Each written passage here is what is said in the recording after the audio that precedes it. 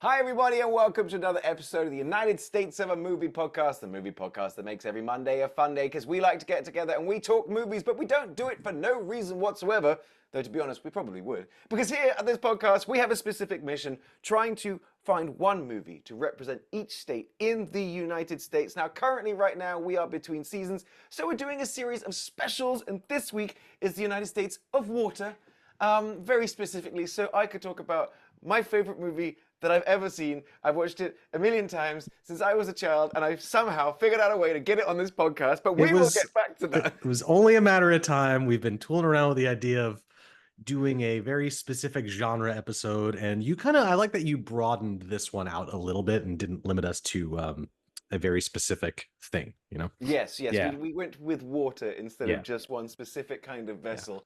But before we get started, it's time to welcome back my amazing co-host, as always, sitting currently right now in his own private video rental store, Will Hirsch. Buddy, welcome back. I am here. I am happy. I am Jerry. We are going to have a lot to say about one particular movie, I feel, and we'll rush through that, because also let's welcome back, sitting there looking gorgeous as always, mate, Ryan Sander. Welcome back. So happy to be here, so refreshed. I've been drinking so much water lately. I almost tried to drown myself watching some of these movies. It's been quite a week watching these fun stuff. Yeah, a lot of firsts for me. There were there? Okay, Yeah. I'm interested. Yeah. There was a first for me as well. So like I said, we're doing the United States of water-themed movies. I personally, because it's just the movie I've wanted to talk about since we started the show, I had literally no self-control whatsoever, immediately selecting 1990's The Hunt for Red October. Yeah. Oh, hell yeah. Mm-hmm. Oh, what a movie. The daddest of dad movies. It is peak dad movie, Yeah. but I loved this movie as a child. As a child, I would draw Red October. I would draw just anytime I'm sitting there and I'm drawing submarines. It's just you and your notebook, like with your initials, a heart, and Red October.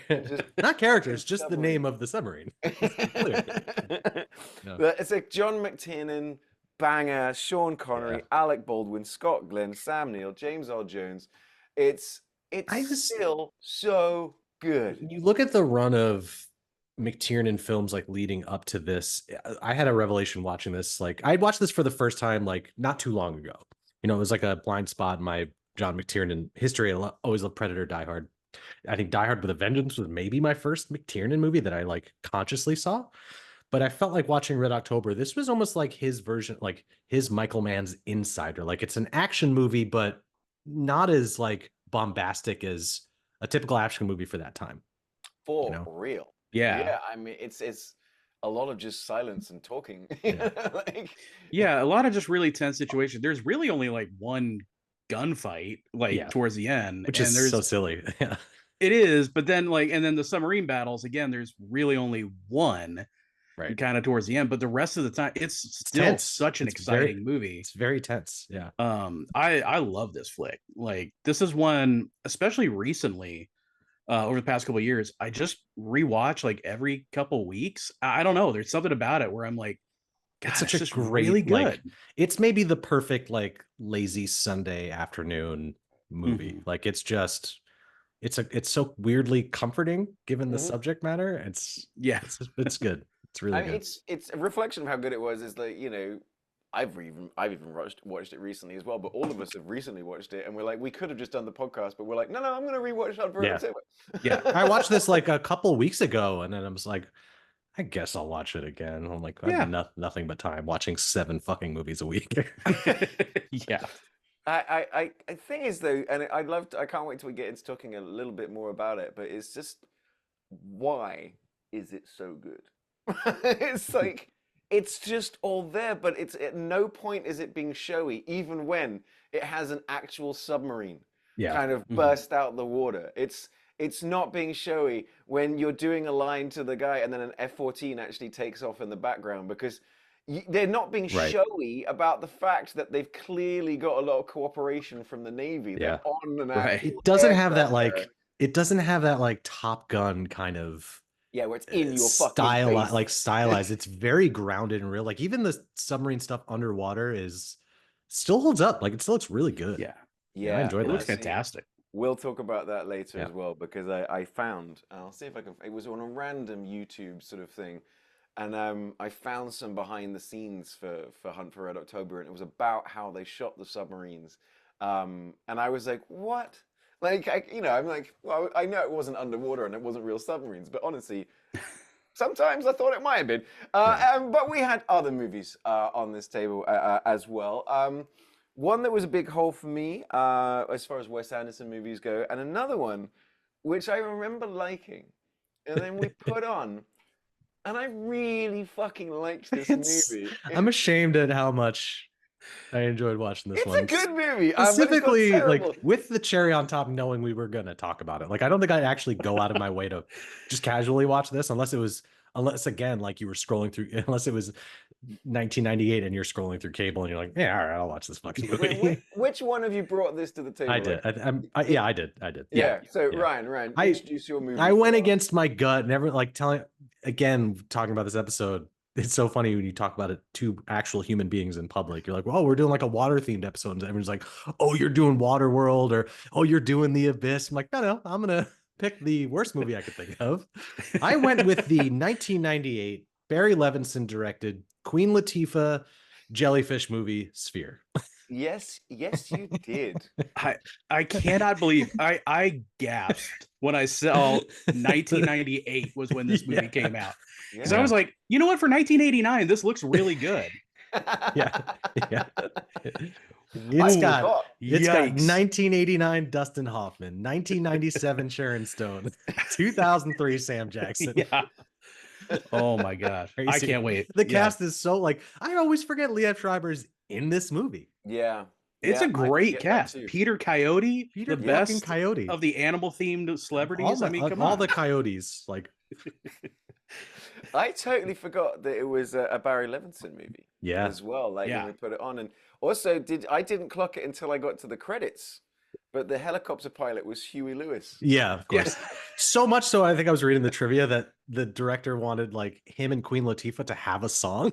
Yeah, Oh for my the God. credits. Imagine? would have Yeah. been- Oh, what we missed Um, out on. That would have been yes. incredible. LL Cool J was like, Yeah. "Hold my shark's fin." Yeah. I mean, I like to sort of like, I was sitting there thinking that, after Jurassic Park, it was Yeah. very in vogue to try and adapt everything Michael Crichton. But the Yeah. thing is, that's not true, because they've been doing Michael Crichton movies since the Right. freaking like 70s. Since Westworld, right? Like Yeah. Before that, The Andromeda Strain, which is a Oh. great book, good movie too. But that is like they've been making Michael Crichton movies for forever. In fact, I was just right before we started, I was kind of looking that you can go all the way back. Andromeda Strain 71, Pursuit 72, The Carrie Treatment 72, Westworld 73.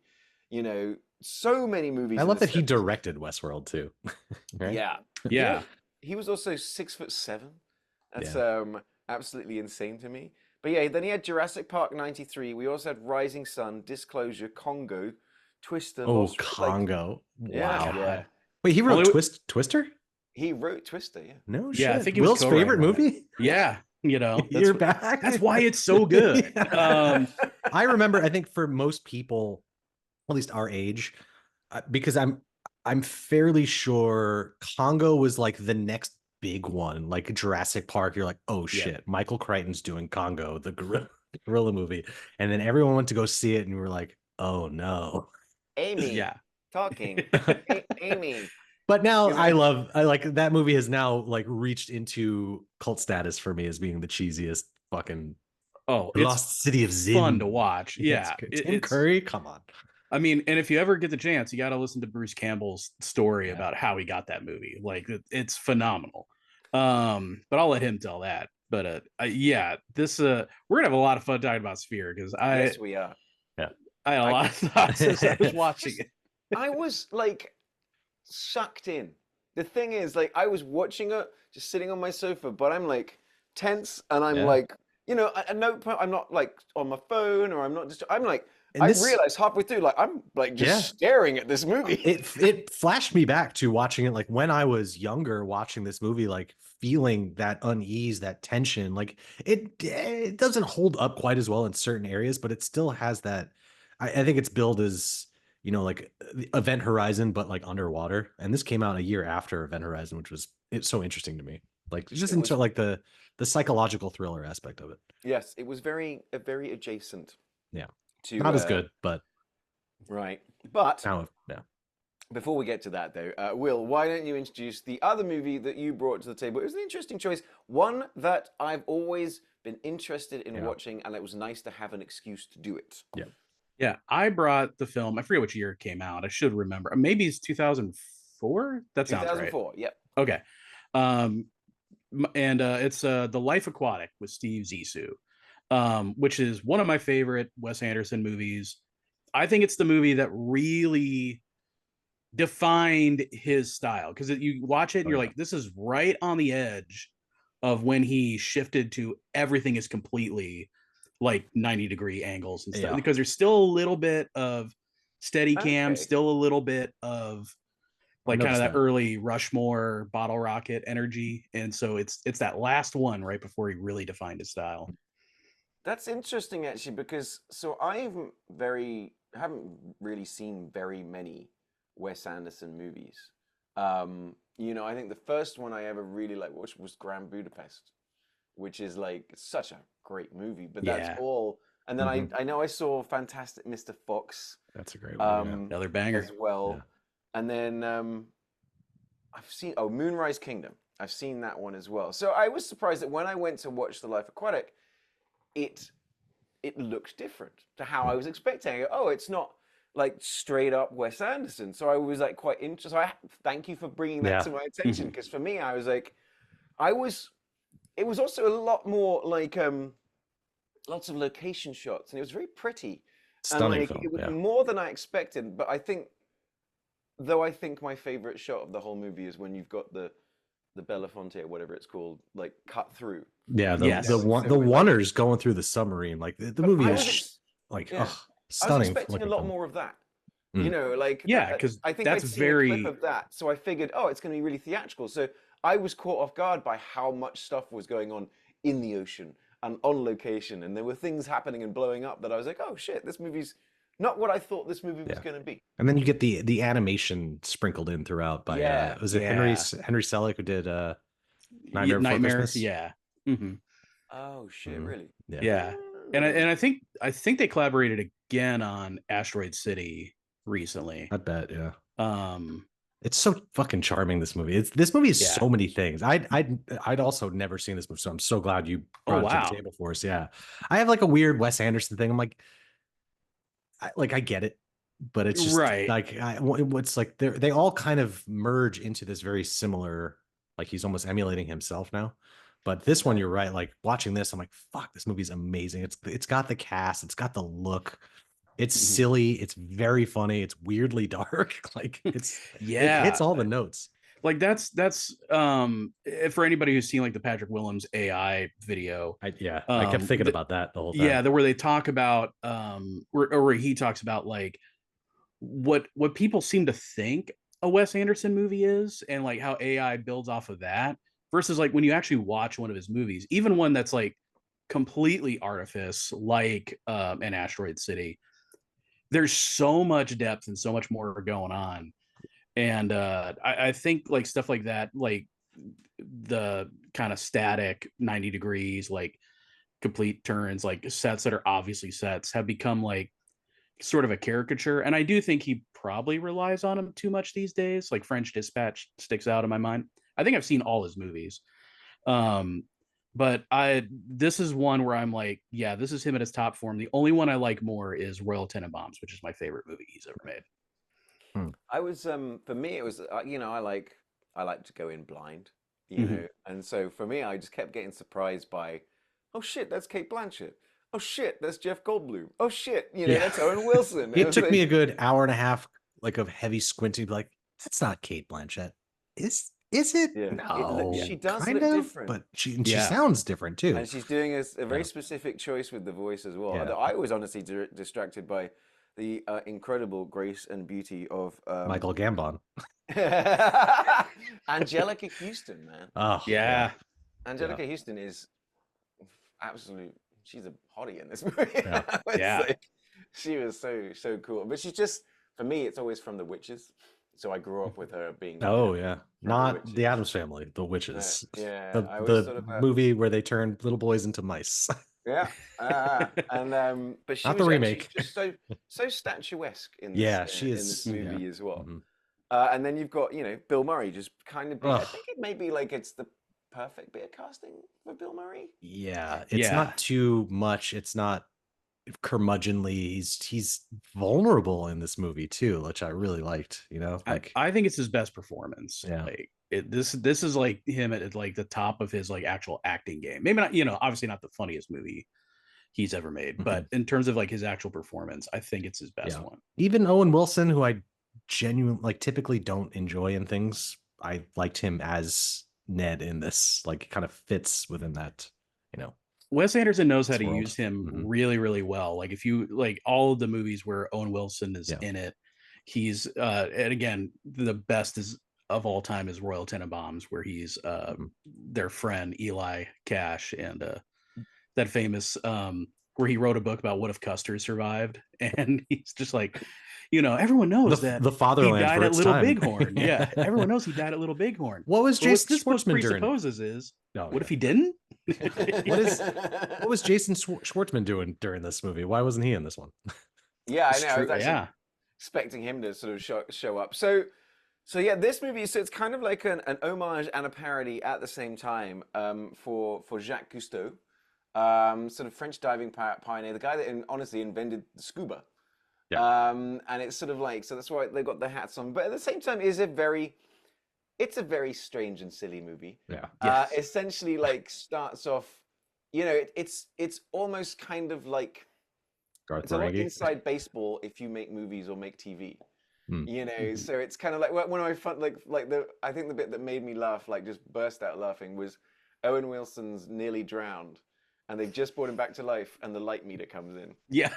Just that little thing like that. Of like, if you don't walk Constantly, on sets like, or something like that, but it's like the light meter comes in. Him going like constantly, did you get that? Like, are you getting this? Like, just like the filming is going on all the time. It was a heartwarming moment. Did you get that? Yeah. It made me think of like Garth Marenghi, as I often am always thinking about it, but like through that lens of the meta, like making something while you're making something while we're watching it being made. Yeah. It's so in this case, they're sort of making a documentary where it's basically just established that Steve Zissou or Zissou is kind of like well known in Italy. Why? Who gives a fuck? And he makes these movies, and in this case, his buddy and partner Esteban has been eaten by a jaguar shark, which is how the movie begins, and it's kind of like making a documentary about him going back to get revenge and to kill the shark. That's the premise of the movie. With dynamite specifically. He's gonna blow up the shark. And then in the middle of it, you've got is Owen Wilson my son? Which is never specifically like figured out. And then you've got Kate Blanchett, who suddenly turns up out of nowhere. Like it just lands in the movie.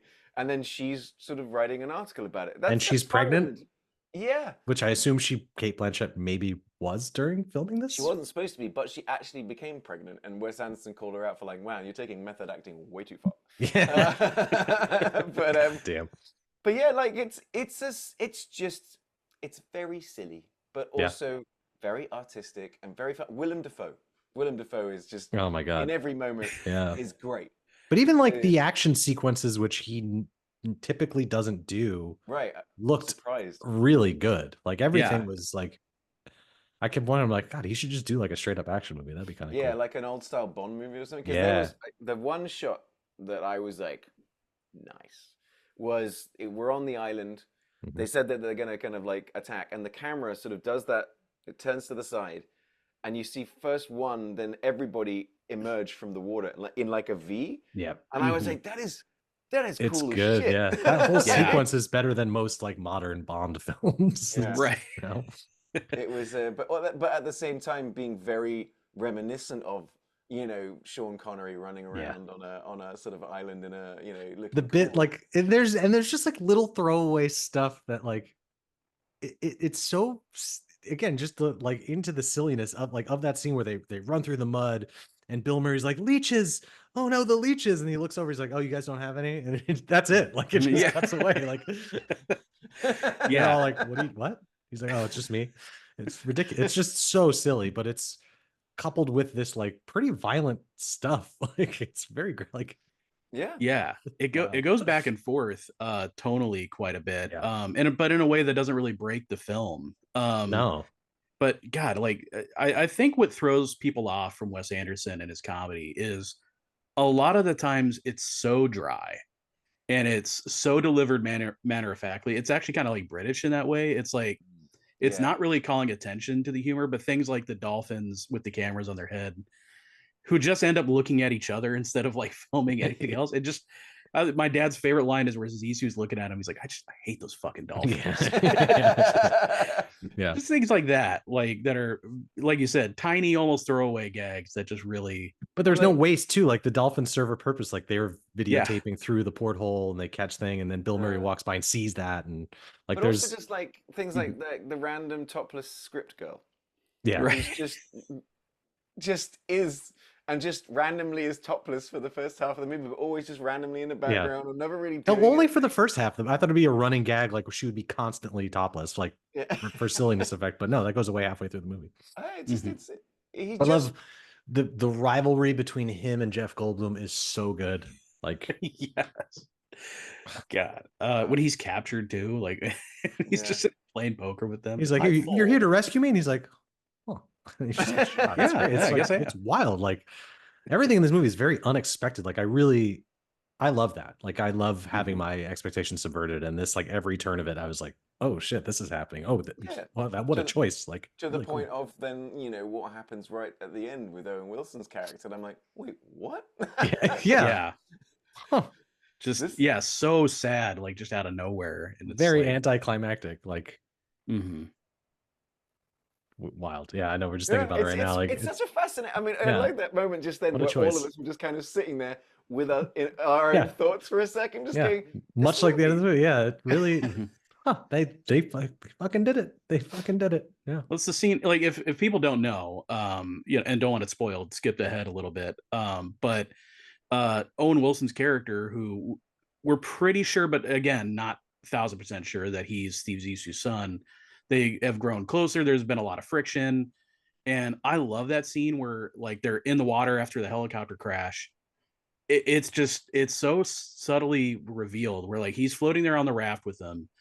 And you're like, he's like, I think I should have done this, and that would have softened the crash. And the camera just dips below just a little bit, and the sea is red. Yeah. And then it pops back up, and you're just like, oh no. And the scene, but it's playing out still normal. He's like, yeah, if I did that, that might have been fine. And it's like a real kind of like, scary moment where you're like, this is way worse than. It's a very, and it's like, and Bill Murray in that scene, like when he comes out the water, like his distress, and he's looking for Owen's character, like. You know, it's could you bring that up? Because he's got a deft touch, considering Wes Anderson has not any subtlety at the same time. He does. Yeah. You know, so while he's being very sort of like showy, you know, but like he is showy and subtle at the same time. I don't know how to sort of like, you know, really connect those two things, but it is. The production design's always great. It's very colorful. It's very original. But then there are these little moments, these little character moments, these moments of sadness or these moments of shock. And it's like, but it's never overdone. It's always, oh, this is also happening. Oh, he is dead now. I wonder too, because like Angelica Houston has a line where she says that he's incapable of, like, he's shooting blanks, so to speak. So blanks, but then he never feels the need to then, like, he'll give us a string, but it's like, all right, we can pull it, but there's nothing on the end of it. I'm not going to give you that. You have to just read into it however you want, you know? Yeah, because at the end of the day, this movie is, what it's really about is Zissou has like lost someone really close to him. And it's all about, can he form those bonds with somebody else? Yeah. you know, and that's really what the movie is about, is like, is this guy actually capable of like doing that again? Like, you suffer a huge loss, is he capable of that? And for somebody who kind of like skirts a lot of things legally and is, you know, kind of a shitty boss in a lot of ways, it's just an interesting question to ask. Like, is this guy capable of like opening himself up and being human again? You know? Yeah, well, he's even his character is like he's got, whenever he talks, he uses a lot of homophobic slurs, Yeah. very, but randomly, like, and quite sort of like, well, at one point to the beginning, he's talking about a guy, but then when he's talking about Kate Blanchett, is his way of like his Yeah. self-defense over being rejected by her is to refer to her as a Right. bull dyke throughout the movie, and you're just like, again, what a strange character Yeah. choice, but it sort of shows that he's like, it's, I guess, reflective of his insecurity and reflective of, he's a little childish about this kind Yeah. of like feeling It's rejected. So it's then he not has to, played for laughs like it is in, say, like an Idiocracy. It's just, yeah, it yeah, really Right. does yes. round out his character, so you really get where this guy is coming from. It's unfortunate, but it does Mhm. help with that, building him out, fleshing him out a little bit better. Yeah, know? it's a fascinating choice. Yeah. It's like, watching a play sometimes when it comes to Yeah. to This Wes movie is Anderson. very like, much like I think guess his more modern films are very stage like. This Mhm. has that like a little bit, it's, you really get the taste of it. But I love just the production of this movie in general is really wild to me. It's so good. Yeah. It's something that he like he's expanded upon with each movie, and like I said, sometimes I think he tries things that don't quite work. Even though I like the French Dispatch, it's like I go back to that one because that's him trying a bunch of different things, and I don't think all of them are 100% successful. But he's always, for somebody who people like to think is like so defined as like, oh, that's a Wes Anderson thing. He's always trying something different, and he's always like, this is my style, but can I do something else? Like Asteroid City is his most out there bonkers film, where like I'm still trying to figure out like what was that a metaphor for? Like what was the meaning of that? And this one isn't quite so out there, but stylistically he was like, at that point it's probably his most serious film too. Like despite the fact that it's really funny. Yeah, man. I mean, it's an interesting movie. Like, it wasn't the movie I thought it was going to be. Like, it just, in many ways, like, from even just seeing the poster, right? So I assumed it was going to be a little, a bit more sort of wacky, when you get under the water. I was expecting, like those bits that we get with like you said, when we see any wildlife, it's always kind of like, that's where we're getting to animated sort of stages. Yeah.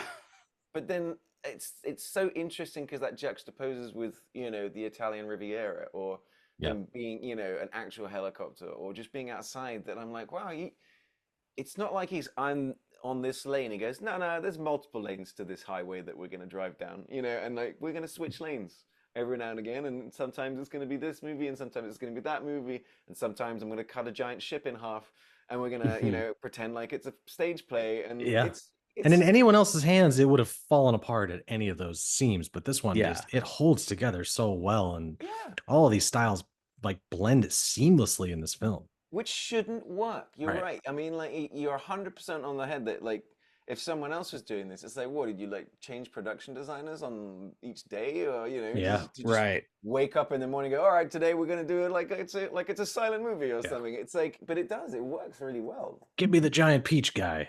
Yeah. Yeah. But like, even I'm wondering, like, were those real fucking dolphins? Like, did they strap a bunch of shit to these dolphins and have them like in a I tank could only under the hope. thing? Like that cutaway is the production on that is so wild, because the whole bottom of it is water, and you have it's a set like that they can physically walk through. Like, that is really special. Yeah, Yeah. I bet from an actor's perspective, that was a really fun thing to play with. Yeah. Like when we had that, we're going through the whole ship kind of thing, and then that little bit like the other guy, the guy with the camera, he's like, get out of the way, and then later on he comes through the porthole, and he's just shooting through the porthole kind of stuff, and it's just very well Yeah. choreographed. Everybody's working at the same time. You've got Wes Anderson as the conductor. And it's like, instead of it being a traditional sort of like orchestra, he's like, no, bring a kazoo in and bring like, whatever, and you can play the saw. And then once he starts going, it sounds great. It's almost as if he was the Steve Zissou of making this movie. Wait a minute. hang on. But yeah, I loved yeah. it. I'd love to see him do like a heist type of movie. Like, I don't know. Man. There's like, I'd love to see him just do more stuff that's not like that has some of these elements, but are just very different things. I don't know. Yeah. I mean, my favorite thing that he does is he takes characters who would be very stereotypical in other movies, like the Bond company stooge, and actually like doesn't use that as like a throwaway. He makes like not just a bunch of like running gags of that character, but like that guy's like insanely competent and fits right in, even though like looks wise, aesthetically, his background is totally different. He like, they give him a little bit of guff at first, and then now he's part of the team and he gets kidnapped, but he's such an odd character. But he's so charming and just like, that's just a typical Wes Anderson character. That shot where they after they raid the island, they get the boat. He's like, well, the keys. No, just throw the keys away. He's like, no, we'll just blow it up. They probably have an extra set of keys. But then they get onto the boat and he's got the safe, which is his inheritance. They open it up and there's just a gaping hole through it. And he's like, like they didn't see that when they were getting the bait. But then they realized they left the 3-legged dog behind, and he's like, oh, we got to go back. And then they don't. Yeah. God. It's like they think about it for a second. They're like, this movie really like that's what I'm saying. Like it really subverts expectations. Like every turning point, you're just like, oh, they'll probably do this, but they fucking don't. Which is cool. Like I really enjoyed watching this movie. Yeah, it's an interesting addition.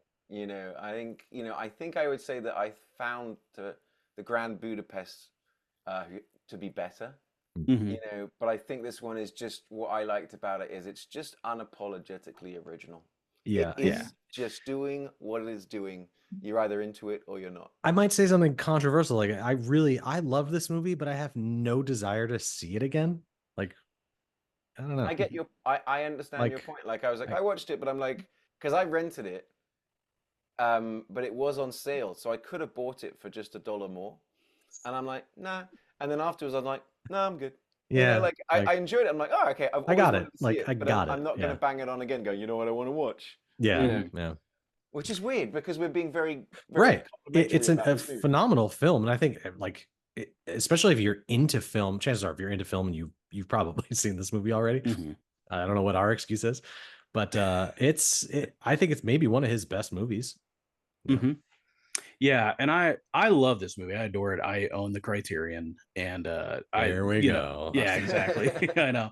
And I saw this movie. I'm also affectionate towards it because I remember when I saw it, it was during a period where I was like very, very low and depressed. And I don't know if my dad picked up on that because out of nowhere, he was like, hey, let's go see that Steve Zissou movie or something. Like unprompted, there was like nothing. So I don't know what he was thinking. Like, I got to take this sad boy to go see a movie because he's really bringing down the mood of the house. It might have been just that simple. But I remember seeing it and I just felt better afterward, despite how much darkness and like craziness is in it. It like really brought me up and I left the theater and I was like, I'm feeling better. Like, I don't know. And that was, so this was the first Wes Anderson movie I'd seen. And that's when I had gone back and watched Royal Tenenbaums and all his other films. And I think this is one of his better ones. I think like I said, I think I've seen all of them now at this point, but I totally understand when people are like, he's not for me. And like, I'm not feeling it. I totally get it. He is an acquired taste. Yeah. There's a certain like feeling I get when someone's like, oh, the new Wes Anderson movie's coming out. And you already have this like preconceived notion of what it's going to be, what it's going to look like. And again, that Patrick Willems video comes into play here because that is kind of like breaking it down. So it's barest essentials, like visually, like what is playing in my mind. I'm like, oh, I bet Bill Murray's in it. I bet it's like framed like this. I bet it's like that. But so I'm never really going out of my way to see those movies. I'm like, I know what it's going to look like. I'm sure it's pretty. I'm sure it'll be silly and funny, but I don't know. I just don't know how to do it. I will say, sorry, go ahead. Oh no, I was just gonna say, like, I think actually like him putting out trailers for his movies actually kind of do a disservice because it kind of gives people who are like his critics a lot of ammunition to use against the movies, like before they come out, be like, oh look, it's this thing. He's using the same actors, he's using the same, looks exactly like all the other movies. I think I'm at the point where I just hear he's working on a movie. I'm like, don't show me a trailer, don't show me any. Yep. I've got my ticket already. I'm going. Well, he just had the one that came out on Netflix, like the short films that like no one really saw. Like they just came and he went, does you that know. Benedict Cumberbatch as well. Mhm. Yeah. It's like the Roald Dahl adaptations or something like Right. that. Yeah. Yeah. And I'm like, oh, that looks interesting, and then I didn't watch it. Yeah. It's like, Yeah. much like many people apparently. I mean, Yeah. including even with this movie, this was a $50 million movie that only made 34 million. Like it wasn't that well received. Not many people went to see it, but over time it has developed like this cult following. And It's you quite, like, think too, in like 2004 and like that early 2000s era where movies all really looked the same. They kind of had that like hyper contrast kind of look to them, and this looked like nothing else, you know. you know, Yeah. that was actually the thing that surprised me. Even in as much as just getting ready for the podcast, and I was taking some notes, and as always I've got my list of just my easy things to reference and stuff like that. But I was amazed when I read that this was a 2004 movie, because if you had made me guess, I probably would have said 2014. Yeah, I sure. had no idea it's a 20-year-old movie. I really caught me off guard. Like I was like, wait, what? Like, I've known my wife as long as this movie's been. Like, wait a minute, that doesn't make any sense. Because even when you watch it, it's because it's got its own look. I couldn't have identified it even close to when it was made. So that was really surprising to me, is that I was like, I remember this movie being a lot more recent. And I'm like, no, right? dude, you've waited 20 years to watch this I was movie. thinking that too. Like, what else was out in 2004? I don't even know. Idiocracy. But like, I think, with Wes Anderson movies, he kind of plays the long game, especially with like his sensibilities and visual style, because you watch his movies, you can't really pin down a time period. You kind of can, but his movies, I think post Rushmore, don't really age all that much. They're kind of just evergreen time periods. You're so right, because even in this, you would think like, oh, this is probably like set in the 60s or something like that, but they still have they have this neo vintage technology to it, like the computers and stuff that they're using. So it really is like, it is timeless. Like, you don't know when it's set, because it honestly doesn't matter.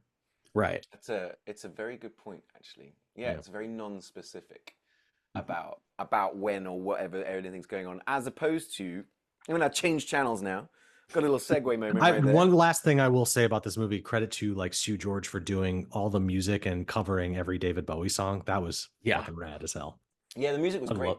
Love the soundtrack for this movie. It's excellent. Yes, good call, and good little shout out there. But now I'm going to take us back. I'm going to go back to 1990 to a movie set in 1984, as far as I understand it correctly. But let's talk John McTiernan's The Hunt for Red October. Saving the best for last, I see. Oh, you better believe. Yeah, I know we've got all sorts of stuff in the chamber ready to go for Spears. So I'm saving that shit for the end. You better believe. Yeah, the last 8 hours is going to be all about that. Welcome to the first episode of this 5-episode special. The sphere of influence. No. Can't call it that. So yeah, so The Hunt for Red October, based off Tom Clancy's book, which came out in the 80s. It was almost instantly bought, and like it was just a huge, explosive book that they're like, we've got to make this into a movie. At the same time, when you think about it, it's like why they like the Tom Clancy book is it was very, very realistic. To the point that even like when the book came out, members of Congress were like, well, why did the Russians develop a Caterpillar drive before us? And it's like, no, it's a book. But it's because he's the kind of guy that like has, Jane's sort of like, military books open in front of him. So everything is like spot on. And it's like, well, how is it not boring, I guess, is my thing. Because it's a very realistic submarine movie that's also thrilling. I think I was wondering that too, because there's no way I would have watched this type of movie when I was younger. Like, it just wasn't my jam. I know we joked at the beginning, like it's a very dad movie, and I'm sure my dad read, like my dad was very into Tom Clancy military books. Like I watched Patriot Games and like all those Jack Ryan type films with him. But this one had just like eluded me. I think I was just at a certain age, because I was 10 or 11 years old. But this movie, like every single person in it is chewing the fuck out of the scenery. Like between this and The Life Aquatic, great faces across the board. Oh Just yeah. face to face, like fantastic. I mean, you got to feel, because this was like, Alec Baldwin says this is what took him from being just a person to being like more of a movie star, and it was just like Yeah. it's a big movie role, it's a big movie, It wasn't and Beetlejuice. then you cast Sean Connery as Oh Ramius, and yeah. it's like, so you're Jack Ryan in a Jack Ryan movie, and you are the supporting actor to Yeah. fucking Marco Ramius, Vilnius Nastavnik. Yeah. It's like, I think that's actually my problem with the other Jack Ryan movies is that No Sean Connery. no Sean Connery, but there's in the other movies like Clear and Present Danger and Patriot Games, there's no one of his caliber like to play off against. Like Harrison Ford, he's who he is. So, who are you going to get to Sean Bean. Yeah. Another Bond, Timothy Dalton. Willem Actually, that Dafoe. would have been great. But like in this one, it's amazing that the rest of the Jack Ryan stories aren't like other people's stories that Jack Ryan is a supporting character in, which feels like the formula that would have worked. Right. Because it works so well in this movie. And Clear and Present Danger and Patriot Games are good. They're not this good. This is a whole other level of good. So it tells the story of essentially the Russians in 1984 have invented, they've got a Typhoon class ballistic missile submarine, which has a new invention, which is called the Caterpillar Drive, which essentially is an underwater jet engine that means that this is basically a silent submarine, which means you could park it off New York and you could fire your missiles, and in 1 minute you could just, it's basically a first strike a piece of like military technology. And then Jack Ryan, the character played by Alec Baldwin, is a CIA analyst. Okay, that's always sleep the fun deprived thing. CIA analyst. Yeah, it's the fun thing about Jack Ryan is that he's always kind of like in over his head. He's not a spy. He's not a guy that he's just an analyst. He likes writes reports, he writes books. He's a bit of a nerd. Yeah. He was a Marine. And like that's part of his character is like he was in a helicopter crash, which plays in this movie quite a lot. I like that character reveal because you get it like midway through the film where it's two military generals like talking about him, like as he leaves the room. They're like, no, like you got to give this guy a little more credit, and it's like everything he's been through. I like that you get that exposition from them about him as the real, like, he is the real deal. But you're right, like he is a bit of a nerd. He's not fucking John Rambo. He's like a regular ass guy. Well, I like we get a lot of character established at the very, very beginning of the movie, where it's just the camera is just slowly panning across his room as he's packing his bag to go to the airport, and you're just seeing all of this stuff. You're seeing naval books. You're seeing the military sort of like information. It's like, you're getting an idea for what this guy is and who this guy is. And then, we get a quick Gates McFadden, little Star Trek little moment there. She was doing that because she'd been replaced on season 2 of Star Trek, and then she went back to Star Trek the next year, which is why she's not in the following movies. Fun little random Star Trek fact. We will have more because there are 2 other Star Trek actors in this. No. But like, but yeah, it's for me, I think it's just the massive production design. Like we literally open with like Sam Neill and Sean Connery talking, his Russian da. But like, but then the camera sort of just pulls back, and we see they built Red October. I was wondering, I'm like, did they commission like an actual fucking submarine to plop them on and shoot that? Like it looks. So they had the Dallas was actually not the Dallas, but was an actual sort of American submarine. Which again, there's no production value like having an actual fucking submarine burst out the water. I mean, just they did it in 60s Batman. Yeah, right.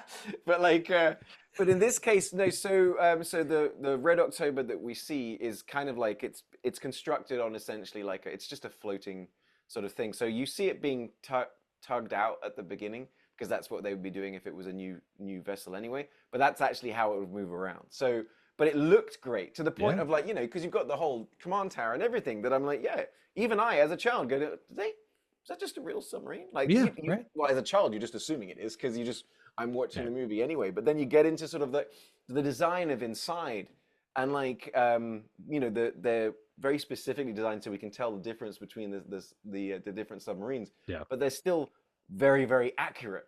You know, even to the point that John Glenn, sorry, not John Glenn, Scott Glenn, he actually sort of like shadowed. So he went on board another submarine. He was so good.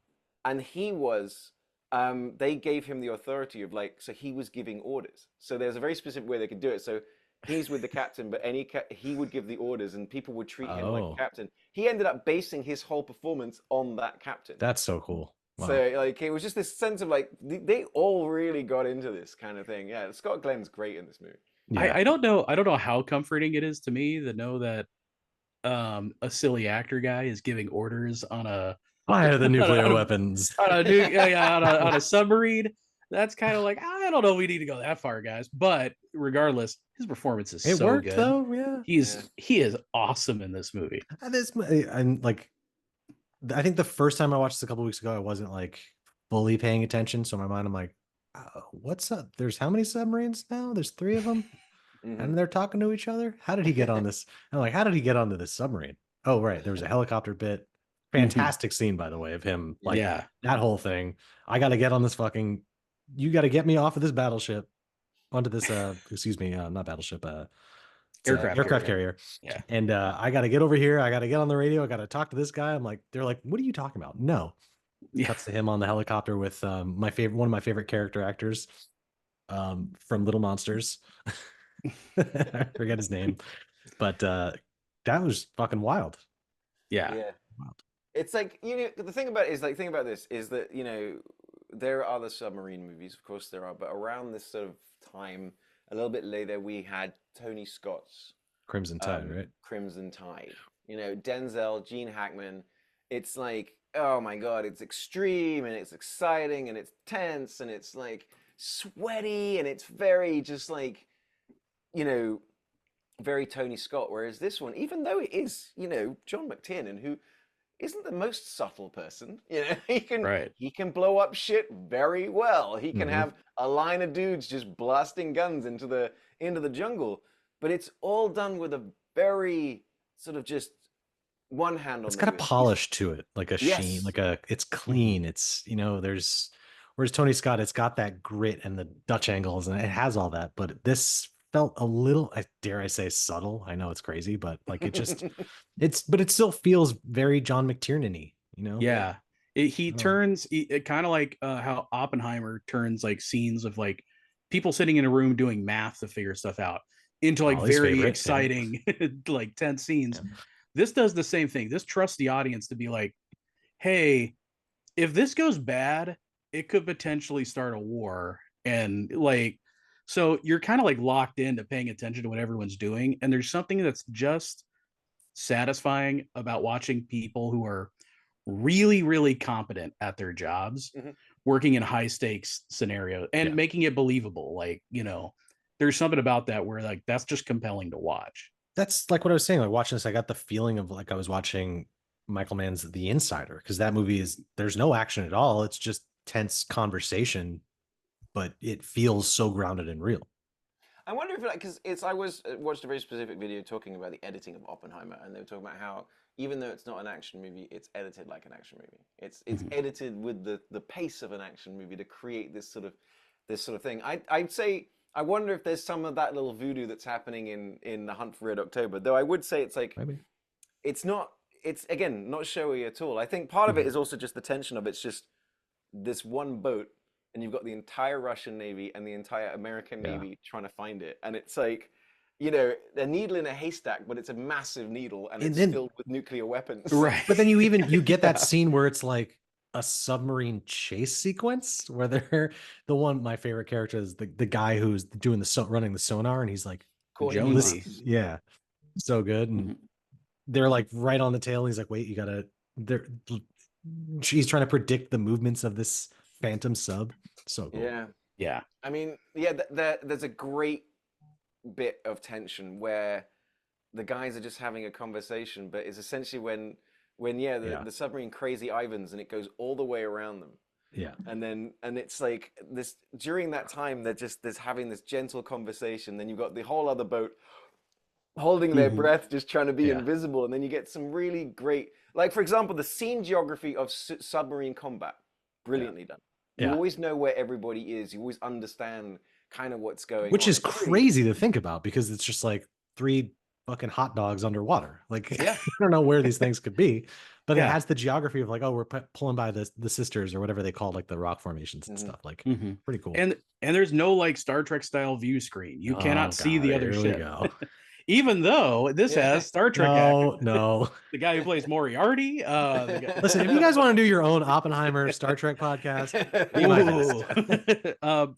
But like one thing I love about this movie is, you know, not only is it tense and not only is John McTiernan not a subtle director, but there are subtle things he has characters do in this movie that really kind of like help establish the stakes, help establish the mood. One of my favorite things that James Earl Jones does is when Jack Ryan's going off, Alec Baldwin is like, you know, have you ever been on a nuclear sub? Have you ever met these people? And he's going off, and you just see James Earl Jones's hand reach over and just put it right on Jack Ryan, like, you're going too far. Yeah. And it's nothing is spoken. You just see that, and you see Alec Baldwin kind of get it, and you see him kind of like back off. And it's like a real tense, like, I love stuff like that. And I love that nobody calls attention to it.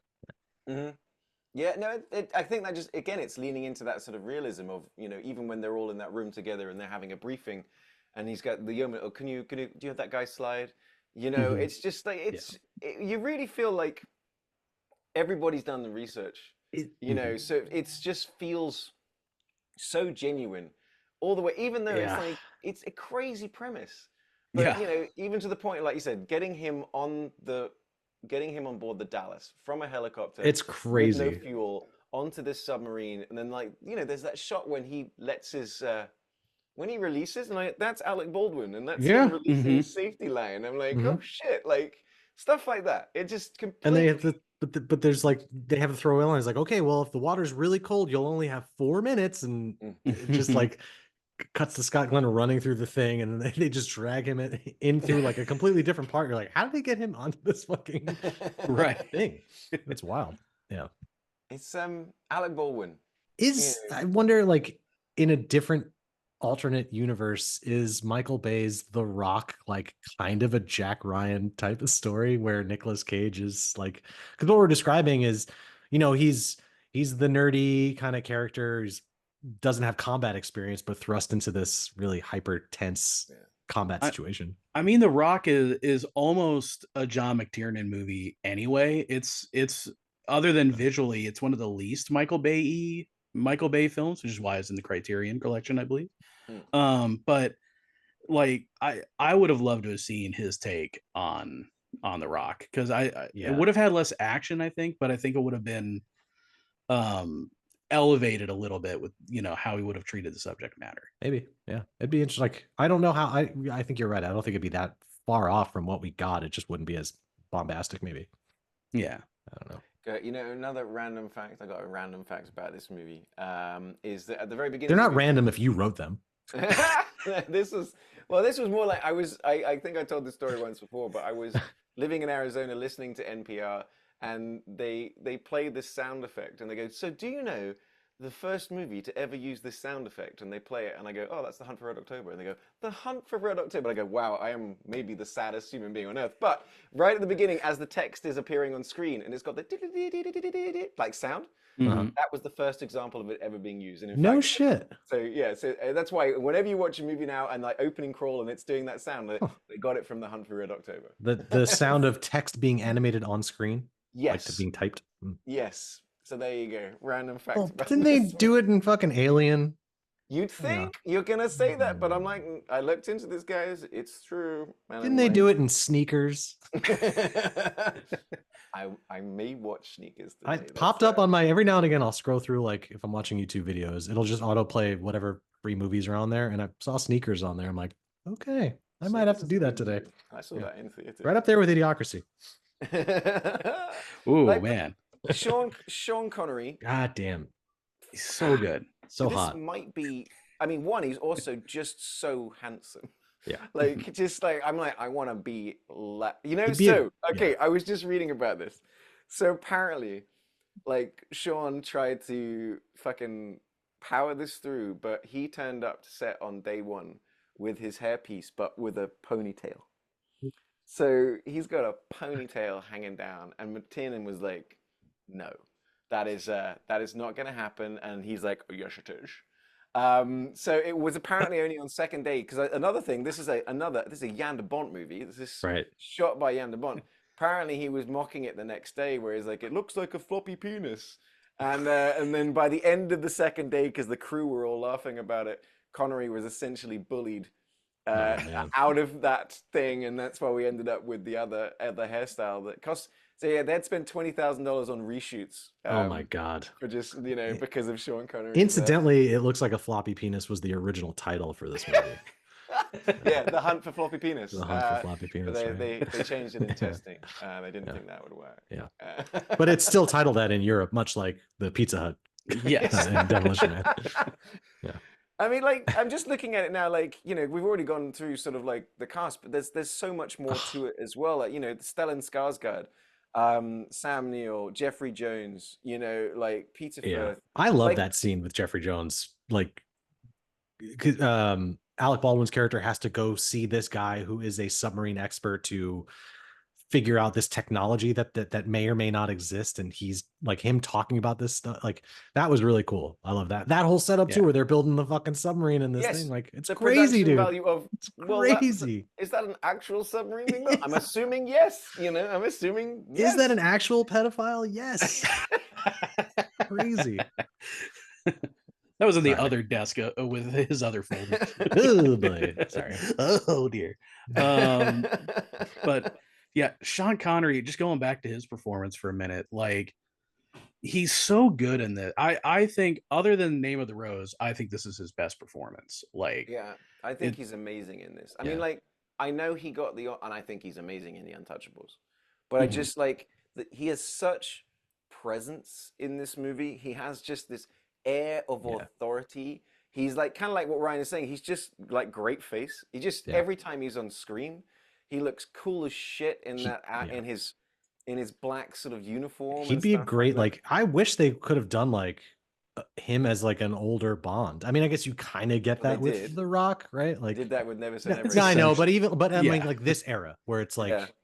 he's got Yeah. to be called back into action for whatever fucking reason. I don't know, but yeah, like, that would be really the cool. Rock is essentially that. Yeah, They don't exactly. come right out and say it, but I was actually doing that thing when I'm really into a movie. Sometimes that's older. I kind of think like, well, if you were to, not that you should, but if you were to remake it today, who would you cast in this role? Like, who is the equivalent of Sean Connery? Adam Driver. Yeah, obviously Adam Driver. Adam Driver. Liam Neeson. Maybe, but I don't know. I don't know if he fits. You're just anywhere. saying because he was the battleship. He played the battleship. in Yeah. Battleship. Well, okay, if he was playing the American in Battleship again.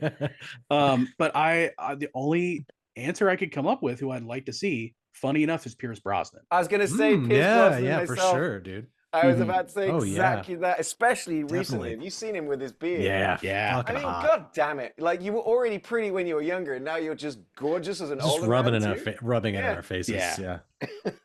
What a jerk. Yeah, But dude. Actually, again, like, I know bring him people work back for him. like He's pretty as nice, like so. old man Bond would be fucking rad as hell. I think, you know. Mhm. I sign me up. I'm on board. Yeah. Do a one-off special in between. Now that we've got the Daniel Craig ones out of the way, I'm up for that. Something I do want to talk about as well is it's honestly in many ways by many people regarded as the best way it's ever been done. Is the movie starts in Russian Mhm. and switches to English very subtly. Yeah. It's Mhm. just, I think it's Peter Firth, isn't it? And he's reading, I think he's reading the thing from Oppenheimer, Prometheus. He's reading the whole, Yeah. like, and he gets to the word Armageddon, which is said in English and Russian, but just pronounced differently. And from that moment on, we just start backing away. Yeah. And like, so Ryan, you only saw the movie for the first time like not that long ago. Right. I'm I- just interested, like, did you even, when that moment happened, Well, do you even notice? no, I mean, and that's the thing. I watched, obviously, just like we watched that. Patrick Williams did a whole video on it. It's really incredible to break that scene down. And I'm just now remembering McTiernan also did the 13th Warrior, where he's got a very similar like language sequence. Not as good as this, obviously, but No. I made that connection. I was like, oh, you fucking did it again, you son of a bitch. But yeah, I mean, it's wild because like you really escape into the fact that Sean Connery is very much not Russian Right. in life, but you don't like, it doesn't even fucking matter in this. Like, Yeah, you don't even who think cares? about it twice. Not important. Like, Yeah. but It's like, that you know what, scene they is also, like, they cast, like, it must have been all Russians on that ship. Because once you Yeah. get to the actual sailors, you're looking at these guys' faces. very have Russian Russian- faces. Yeah. they have Even Russian. through the credits, it's like all the Mhm. names are like very, very Russian actors. So I was like, yeah, like, there's a bit that I always enjoy, which is just the bit where they're singing the Russian national anthem, and it's like, and it just sounds great. Like, it's Yeah. a bit where they all suddenly it starts harmonizing, right? And my dad was always like, because when they initially, like at the end of the Cold War and the USSR fell, they stopped using the Russian national anthem. They brought it back. Of course they did because Putin, but it's just like, but my dad was always like going, nah, man. Like, I remember when I was younger and my dad was like, nah, you got to hand it to the Russians. They've got an absolute banger Yeah. of a, Is the of a name, national anthem. because the guy in the beginning that Sean Connery fucking kills, his name is Putin, right? Yes, Ivan Putin. Well, Yeah. good spot. Any connection there, maybe? No, I highly doubt it. Well, But I didn't even notice that until just Or now. is that just like Wow. a common I- Russian last name? I don't know. I might be getting something mixed up, but I think that guy's position is the one Putin held for a while. I don't think he's supposed to. I don't think this is like supposed to be an alternate history thing. Otherwise, it would have been last week's episode. Yeah. But I do think Putin held a very similar position before. Well, in I'm this not case, sure. And for Sean those Connery listening was- at home, Will has just been thrown out of a window. I know too much. Putin on the Ritz. But there's but the bit where, like, you know, where he kills the guy so suddenly as well. Like, it's just honestly, once it starts moving, and then like, Yeah. you know, you got that other great bit. I love it as well. You got the dude walking into the Russian embassy or whatever. He's like, yeah, yeah. Yeah, yeah. I'm saying hi to everybody. Yeah, yeah. Yeah. Yeah. But he kind of like, he sits down, and it's that again, instead of having someone read the letter out loud, or instead of us looking over the shoulder, we just see him start reading, and kind of like he starts hesitating with his tea, and then Yeah. he kind of like drops the tea, and I'm like, you know, so we know something's up. It just, you know, other movies or other Show don't movie tell. makers Yeah. would just like, Mhm. they just spoon feed it to you. So we then find out what was in that letter about 8 minutes later when we're in the national security briefing, and the guy from the NSA suddenly sits forward, like he's been invisible, but he sits into shot kind of thing, goes, all right, this is what's happened, we've heard, kind of thing. And I just like that. It just, you know, Yeah. it's so It's there's so many engaging. ways Like to do it. it's so engaging, and it keeps you like that's what makes this movie so not boring is Mhm. shit like that. Because if it was spoon fed to you, you would be like, because this movie does have, there's a lot of characters in this movie. There's a lot of characters on a lot of submarines.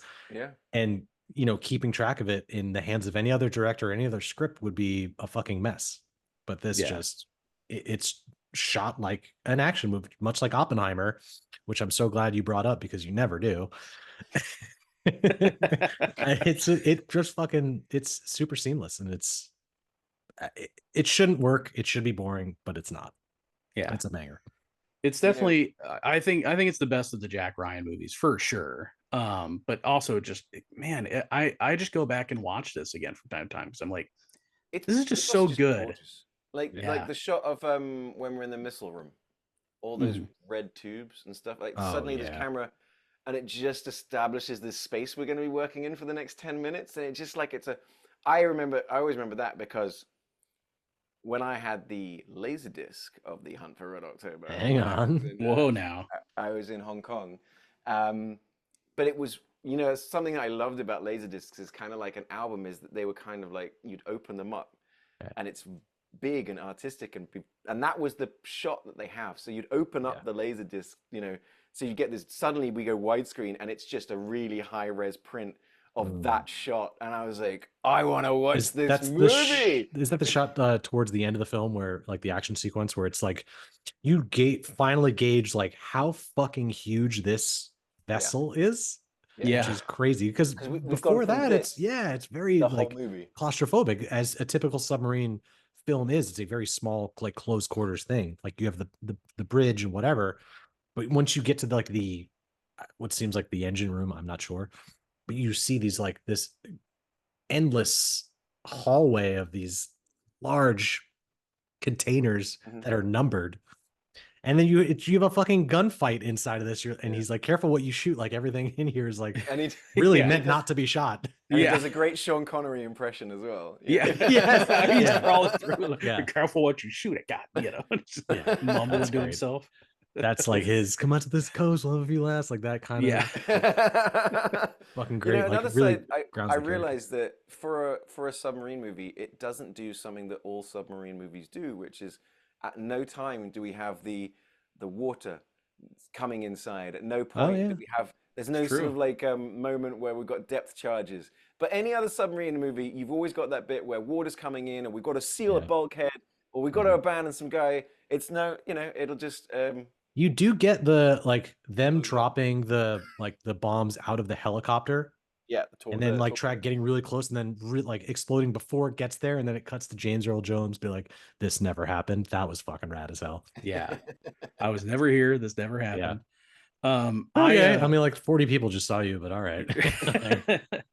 I really like just love how they save all the big combat stuff for the end. And one thing I really love about this movie is I love that Scott Glenn and Sean Connery, like both of them are really good at their jobs. Like Sean Connery, you know, when they have the torpedo coming towards them, he's like, yeah, steer us into its path. Everybody's freaking out. You have that whole scene where he's like, well, I know we're going to destroy it before it's armed. And then when it comes around for Scott Glenn and he's got to take control of the Red October, he's also like, well, I'm the inferior captain. No, he's also got some strategies. And I just love it. I love that, like, nobody in this movie is an idiot. Nobody's like stupid. I was hoping like by the end, like you get Scott Glenn. I was hoping at the end you get Scott Glenn and Sean Connery doing like the Predator handshake. That'd be fun. That's what this movie really needed. Like, you son of a bitch. you can be my wingman anytime. Like, But like, they do work very well with anytime a torpedo's in the water.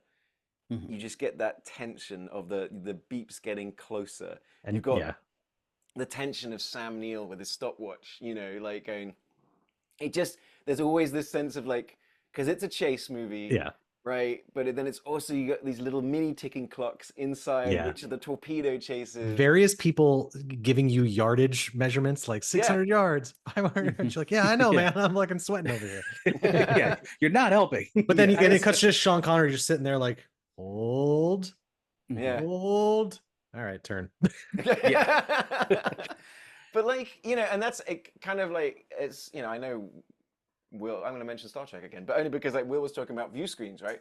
But that's another part of what I think, you know, because you can't see it coming. You can hear it coming. Are you telling me that Star Trek is just space submarines? Yes. Hell yeah, it is. This whole time? That's why I like Star Trek. Absolutely is.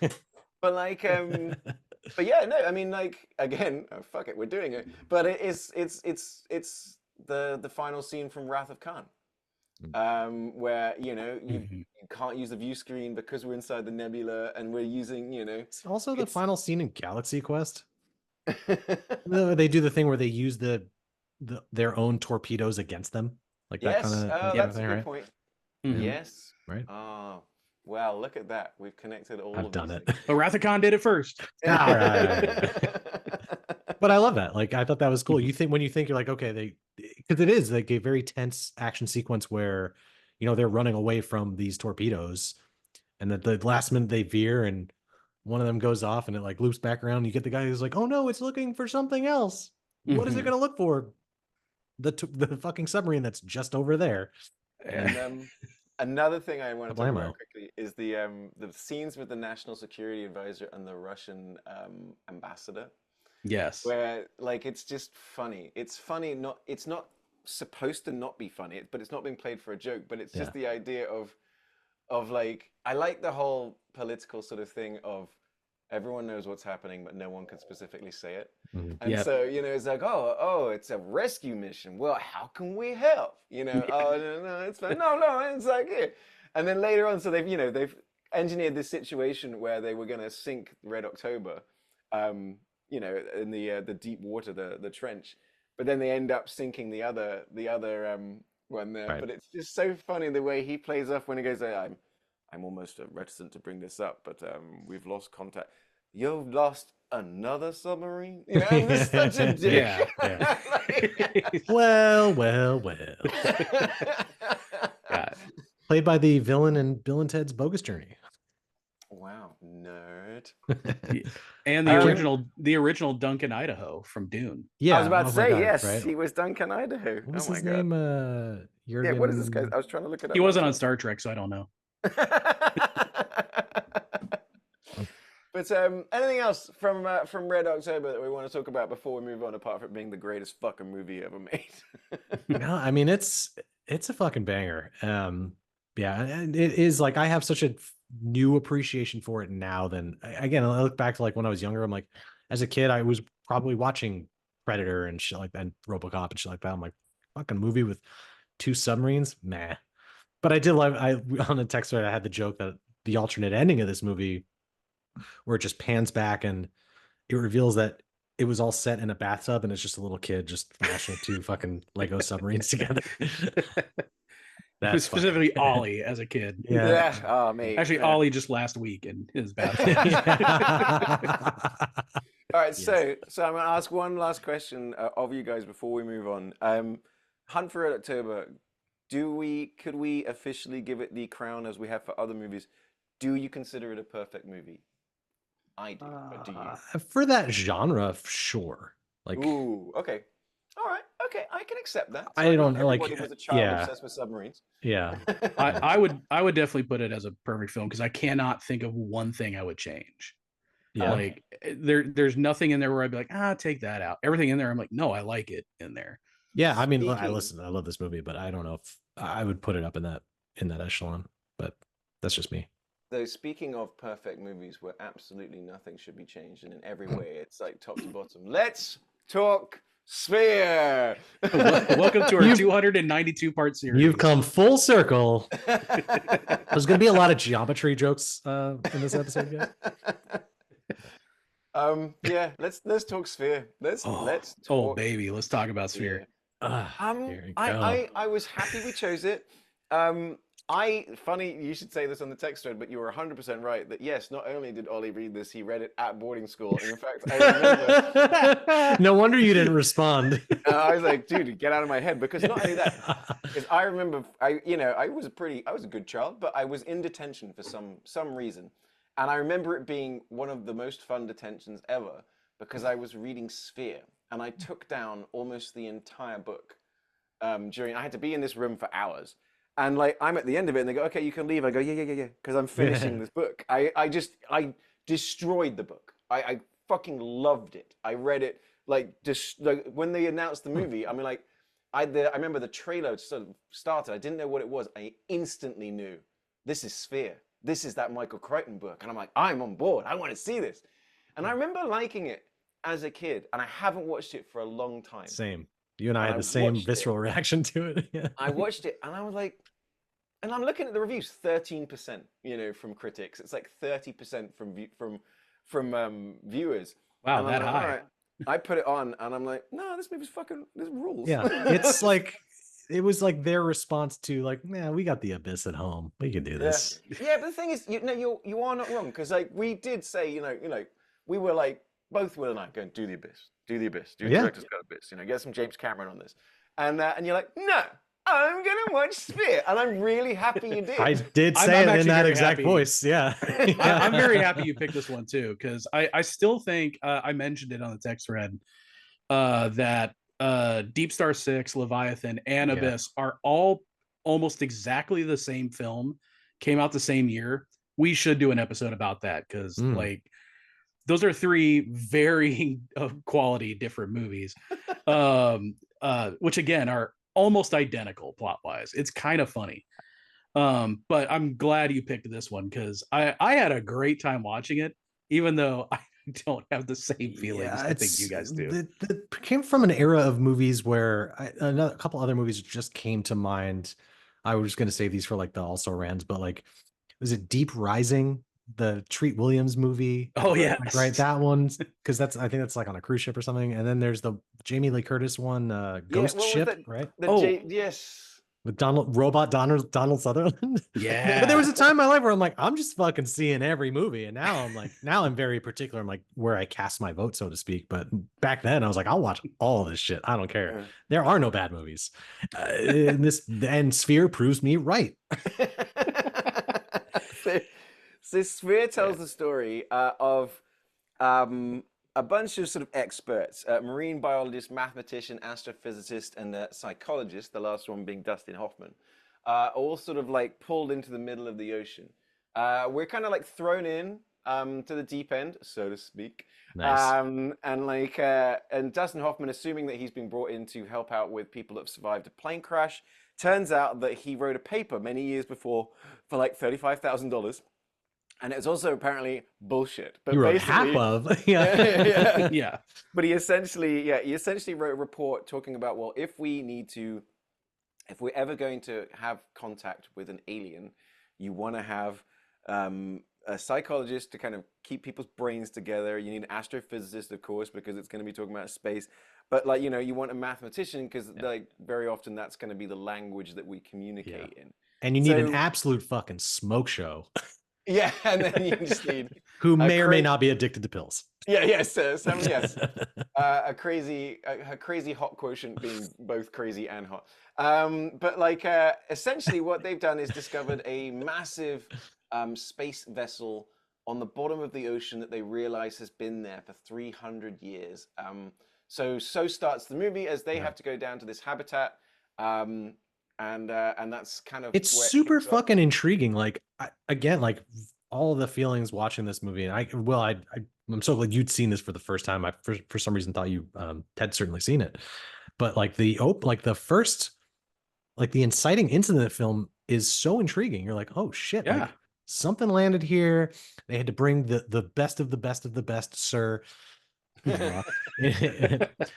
Like all together, and like they all kind of know each other too, which I thought was great. And like you look at the call sheet for this cast, it's so insane that Dustin Hoffman, Sharon Stone, Sam Jackson, Liev Schreiber, and obviously Queen Latifah are in this movie. It's wild to me.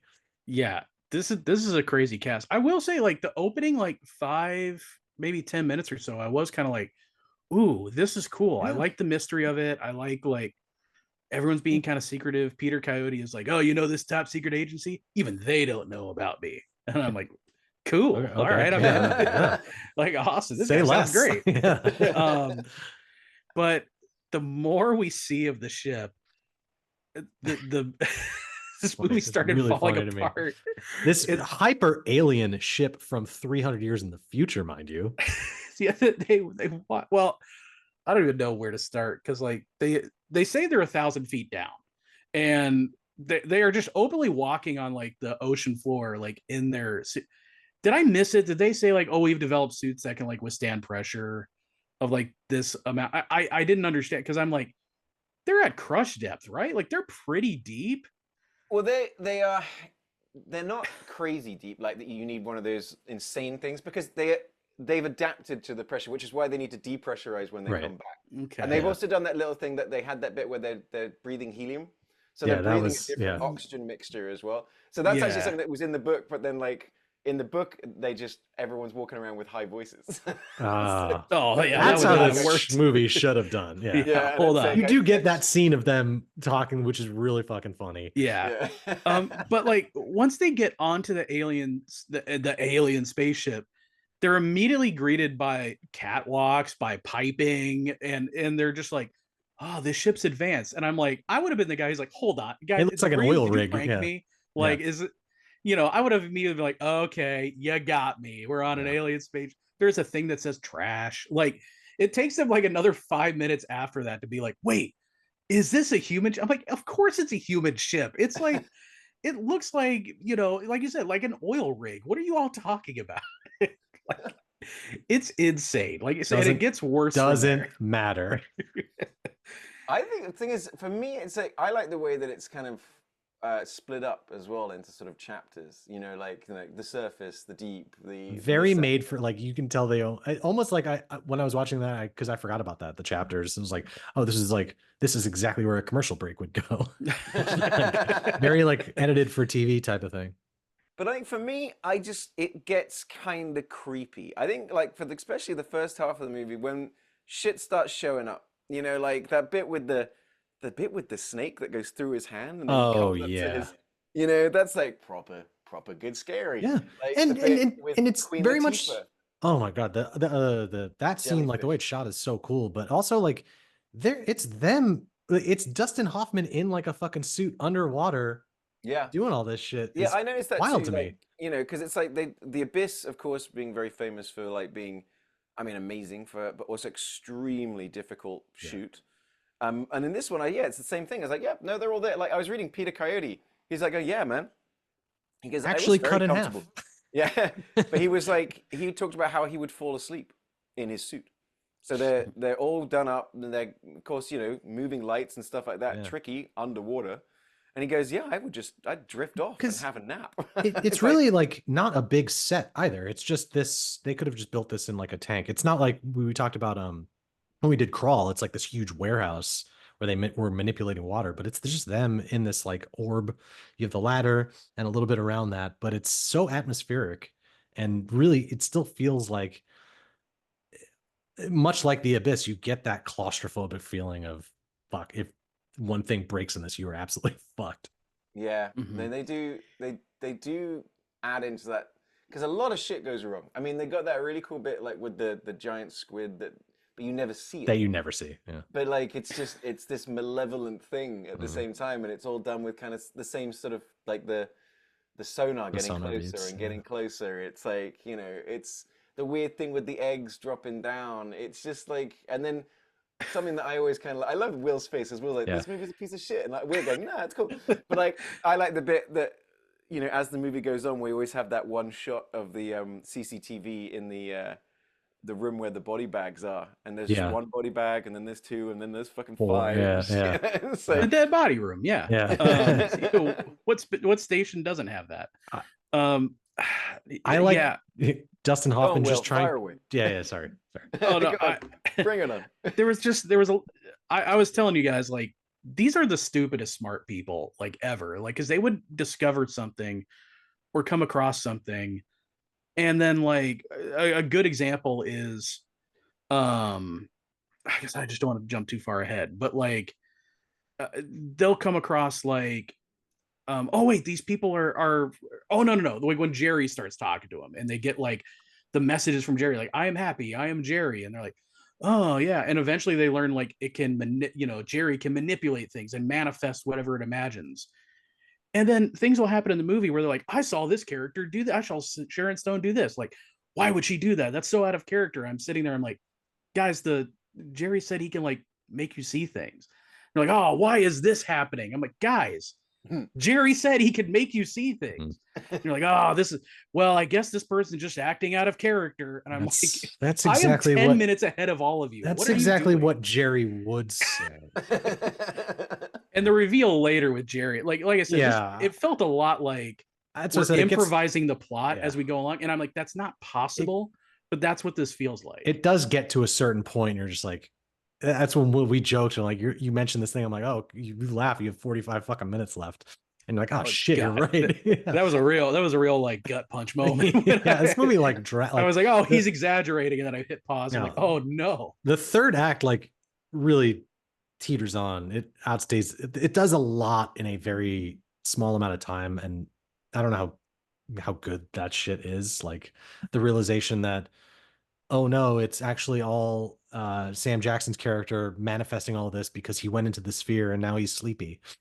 Like, but then maybe it's not because it's Dustin Hoffman seeing his fears. Like that, the whole thing is like, that's what the sphere does. It manifests your fears into reality, I guess. It seemed, well, it's kind of like they explain later, is that it gives you your ability to make your dreams come true. But even like they point out, like here we are educated, like you're not this, maybe not the smartest of smart people, as Will has pointed out. Yeah. But they're like, but what did we do? We manifested the sickest, weirdest, scariest, most fucked up shit.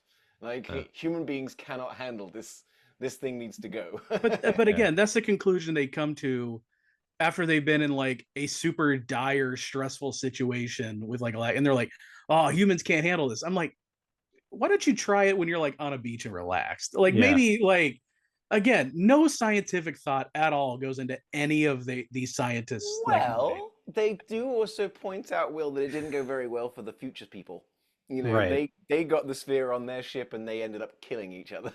So yeah, it's like, they assume more like they did not investigate that enough. I love I like the mystery behind all that, and I would have liked more because you get them onto the ship where they realize like, oh, this thing went through a black hole, and where did they discover this sphere, and why is sphere, and all this stuff. Like, and the ship, the future ship is only from like 2047. Like, I'm like, it's not even 100 years in. All right, well, this was 1998. Calm down. Like, all right. Okay.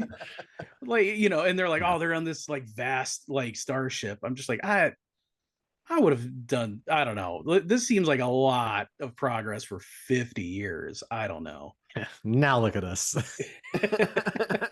No flying cars. No. There's some pretty gruesome deaths in this movie, I remember them being a lot worse too, but you're right. There is pretty gnarly shit. Like Queen Latifah gets fucked up by jellyfish. That's not good. Ooh, the reveal other of like girl gets like just her body gets completely crushed by, I guess, the giant what's its face Peter Coyote. Yeah, when she's like analyzing bisected. her lacerated foot, like there's some like there's some good like creature stuff in here. It did, no, and that's what I mean. Is like this, the movie had me kind of like, quite that a lot. fucking snake like, still like the one thing I remember from this movie is how fucked up that snake is.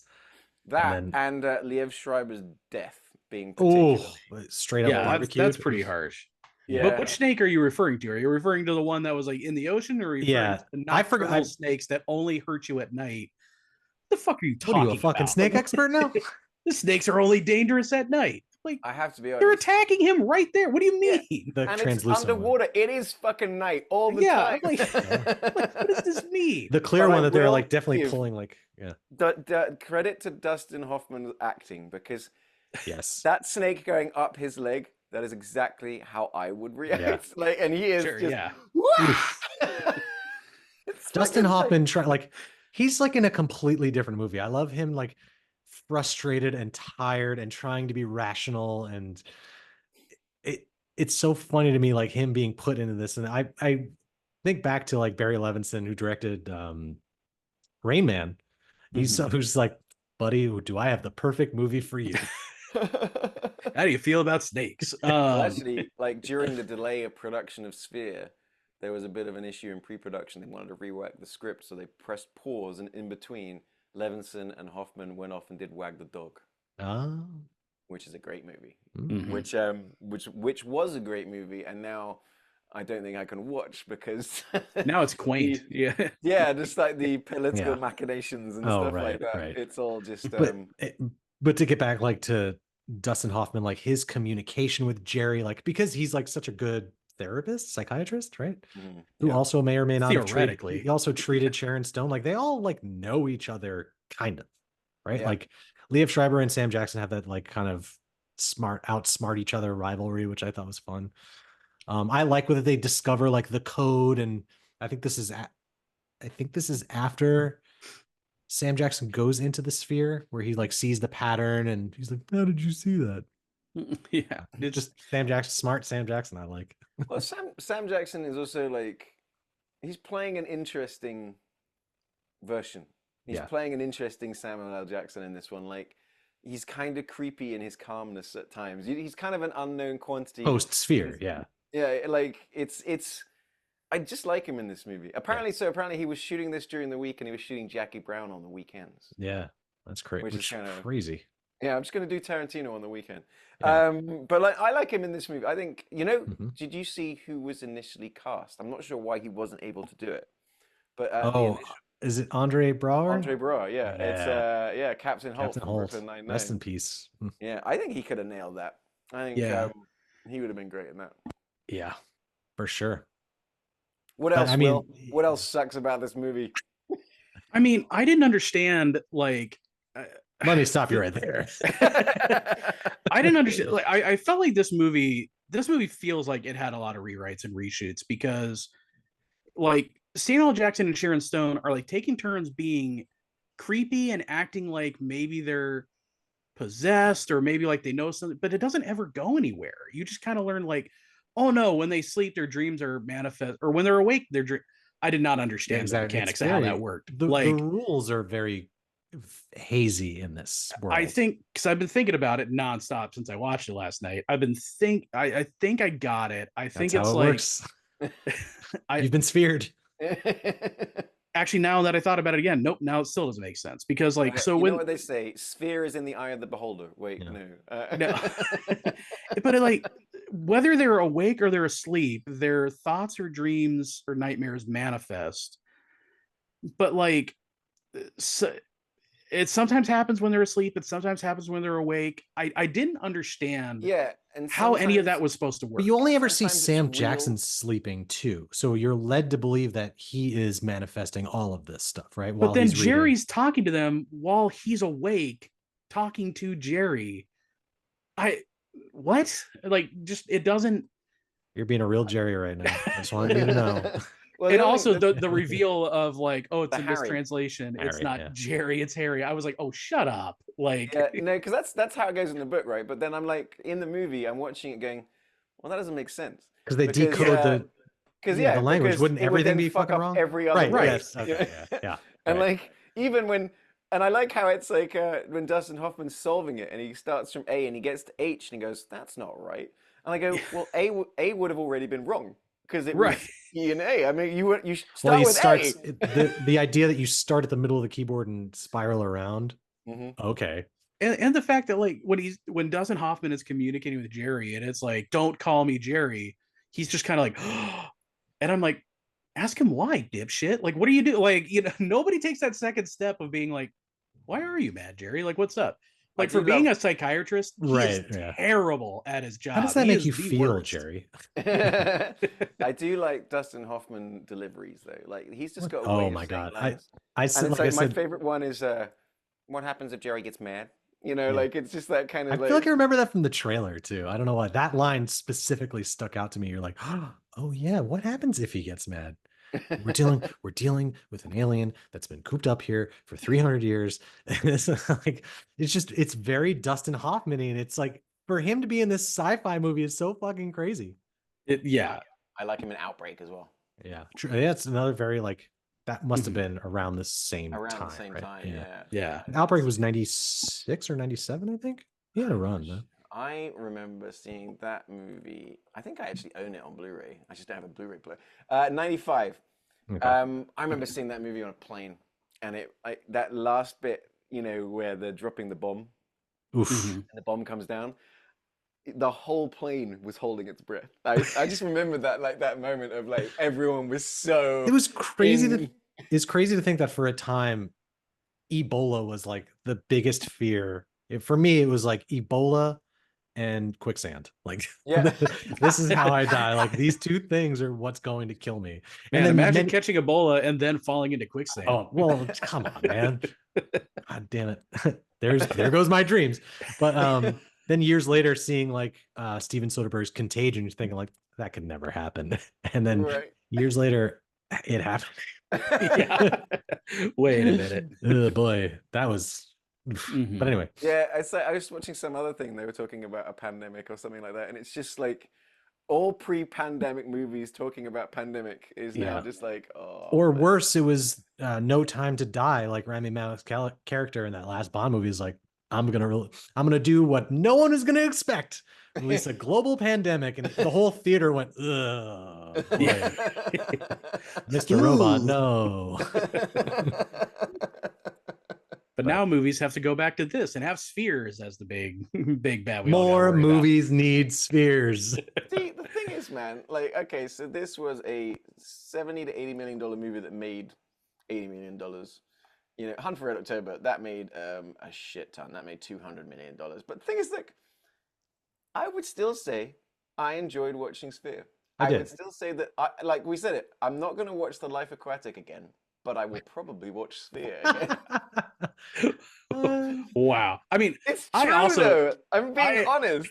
I don't know. I mean, also had a great time watching it, but like I was laughing for most of the time just because of how dumb the characters were. yeah, unless you're doing aquatic based podcast material, I don't know how necessary a watch Sphere is. I watched it purely for the nostalgia, like, oh, I remember like the snake bits and the jellyfish, and like I remember like bits and pieces of this movie. But then you get to the end of it where they're like, well, what do we do? I mean, I don't know. I guess we just hold hands and wish real fucking we hard. forget. I wanted to get Will's take on that. Will, give me your hot take on that ending, because I'm watching it going, oh, I can't wait to hear what Will's gonna say. I mean, about this. what it just the thought that they're like, oh, we've got to forget humankind can't handle this. I'm like, well, you're three idiots. Like, what if like three smart people handle this? Like, I don't know. Like, once we got to that point in the movie, I'm like, this is but then I laughed because they're like, we'll forget it for the good of mankind, and then it comes out of the water Yeah, it anyway. just And launches into 800 space. people see it. Yeah. It's like, well,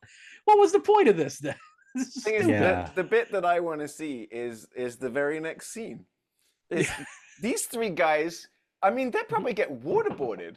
It's Right. like, look, there are 6 dead people. Yeah. We have blown up a spaceship and all of this infrastructure on the bottom, and none of you have any answers? I don't remember. Well, the whole thing was like like a cover up remember. anyway. So yeah, I don't know that It's just- either.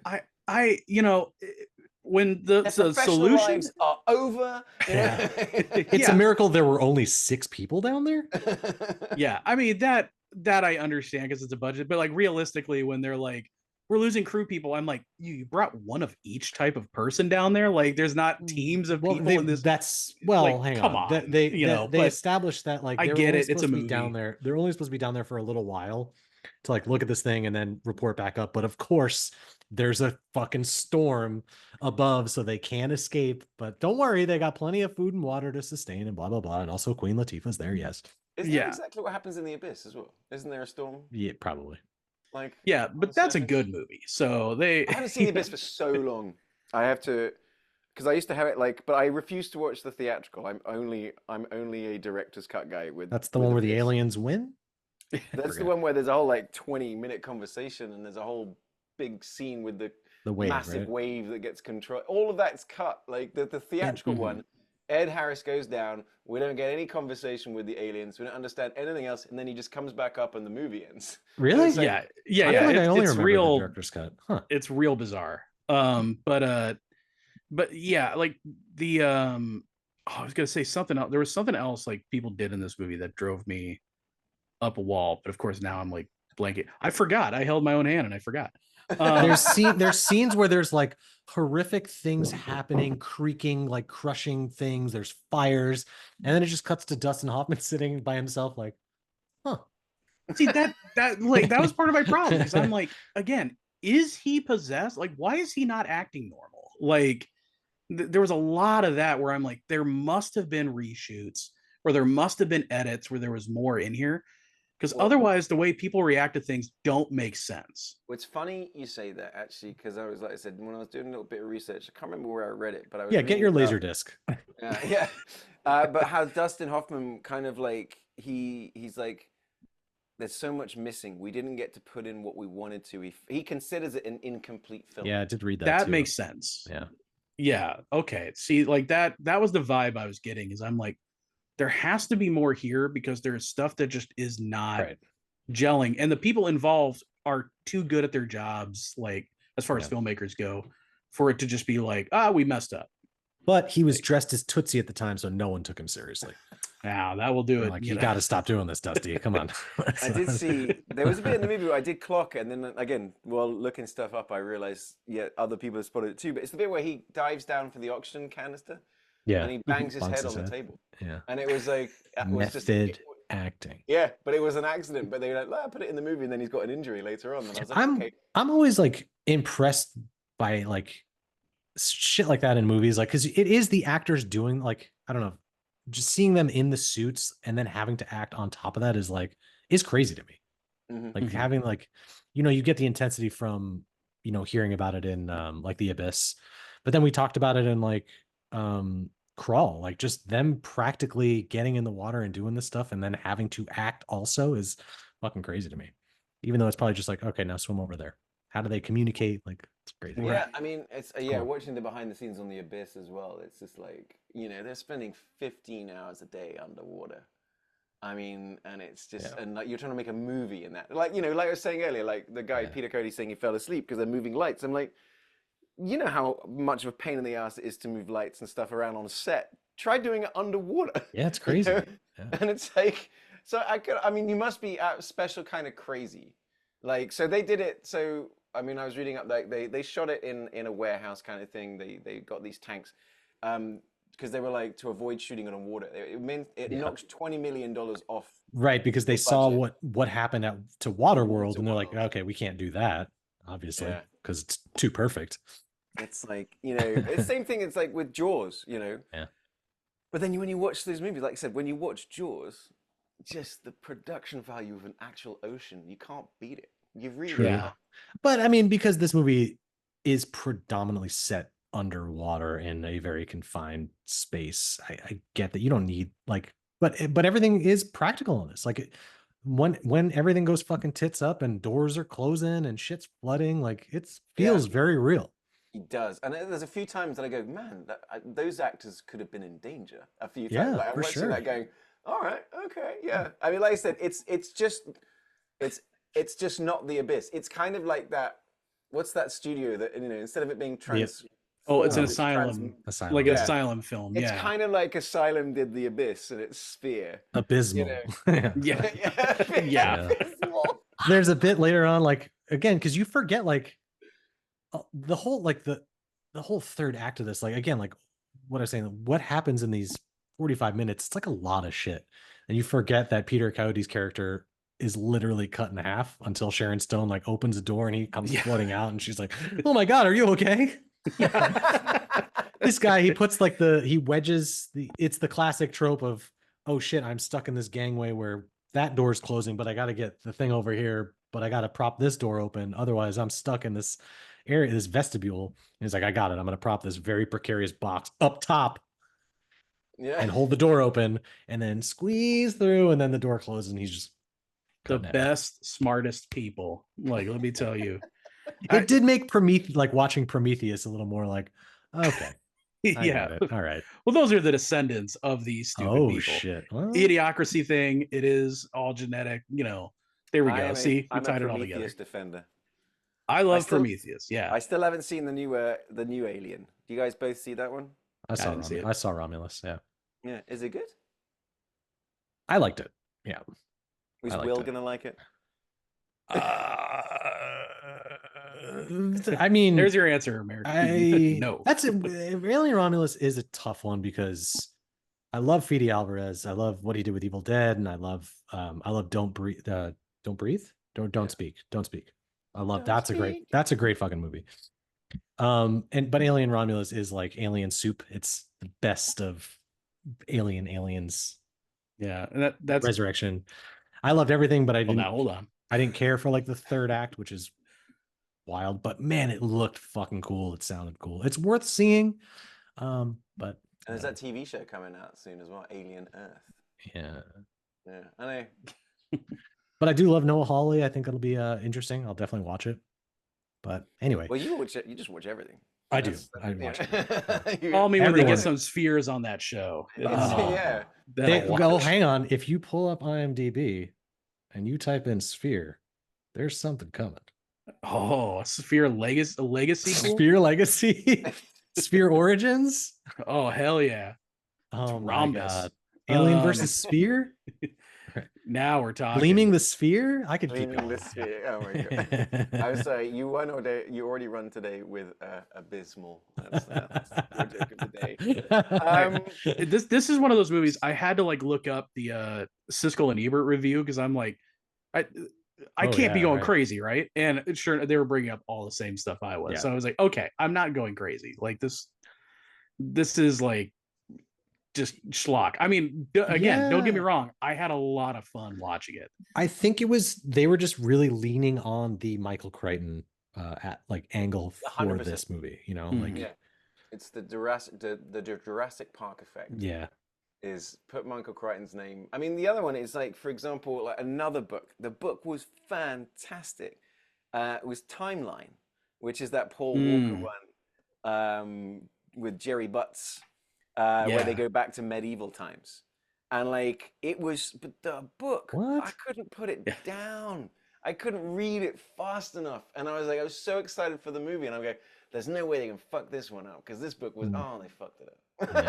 I felt the same way. There was another one. Maybe we talked about it on this episode. Maybe it was Chicago, but it was The Relic. Remember The Relic? Or just all set in like the museum. Like that was another one. I remember reading that book. And I'm like, damn, this is fucking crazy. It's about a creature that's on Earth in a museum, and it eats a very specific part of people's brains. And then the movie came out, and you're like, oh no, they just couldn't nail like the creature effect of it. But that's always tough because, you know, a lot of times, especially when you're doing like a horror adaptation or like, you know, sci-fi horror from a novel, what's in your head is always going to be scarier than what you can put on screen. It's really it's hard to do. Michael Crichton's also like, I don't know. I've really only read Jurassic Park, the which I saw after the movie, like years after, and I didn't like it. Like I was sort of, that was one of the times where I read the book and I was like, yeah, the movie's 1,000 times better. Hang on. Like, you just said that what happens in your head is 1,000% scarier than what happens. What you just described is Sphere. The plot of Sphere, just to be clear. Oh my God. Never mind. This movie's amazing. That's why all your scripts end at page 87. Oh my God. God, that was awesome. Oh, you just reminded me. One thing I was laughing my ass off about, which is when Samuel L. Jackson wakes up, nothing really comes of this weird subplot where like he's eating like all the breakfast food and everything's amazing. He's like, oh, what did you do with these eggs? Oh, this bacon's incredible. And then he takes something out of the, you know, Dustin Hoffman takes something out of the microwave and he's like, here, have this. And he tries microwave calamari. Yeah, and he's like, oh, that's calamari. And he starts like freaking out. And like Liev Schreiber is like, oh, he's choking. And he's just like, no, I just hate squid. And I'm like, what? That was your reaction to hating squid? And then you find out like, oh, he's afraid of squid. And I'm like, but not when you're like if somebody served me rattlesnake on a plate, I wouldn't be like, I'd be like, why? I've had it with these motherfucking snakes on this motherfucking plate. It was such a weird reaction. And I'm like, oh, that's definitely going to come in like he's part squid now or something. Like, I'm like, it has to be something like that. Hang on. And they did something even dumber, which is it's nothing. He just doesn't like squids. You find out later that he can't even read. That would have been a great twist. I did like that reveal though, when it's him and Dustin Hoffman together and he's like, he trips and he's like, oh, you dropped your book, and it cuts to him and he's like reading the book, and then Dustin Hoffman's like, hang on, he opens up all the cabinets, just books. It's just copies. I've been eating books this whole time. You sent me down a little bit of a rabbit hole there where you talking about how you read Jurassic Park, and I'm like, I've read a lot of Michael Crichton books, but I'm like, he's written a lot, but I've read Andromeda Strain, Jurassic Park, Lost World, yes, but then Binary, yes, Terminal Man, Eaters of the Dead, Congo Sphere, Rising Sun, Disclosure, Airframe, Timeline, Prey, State of Fear, Next, Pirate Latitudes, and Micro. I read all of them.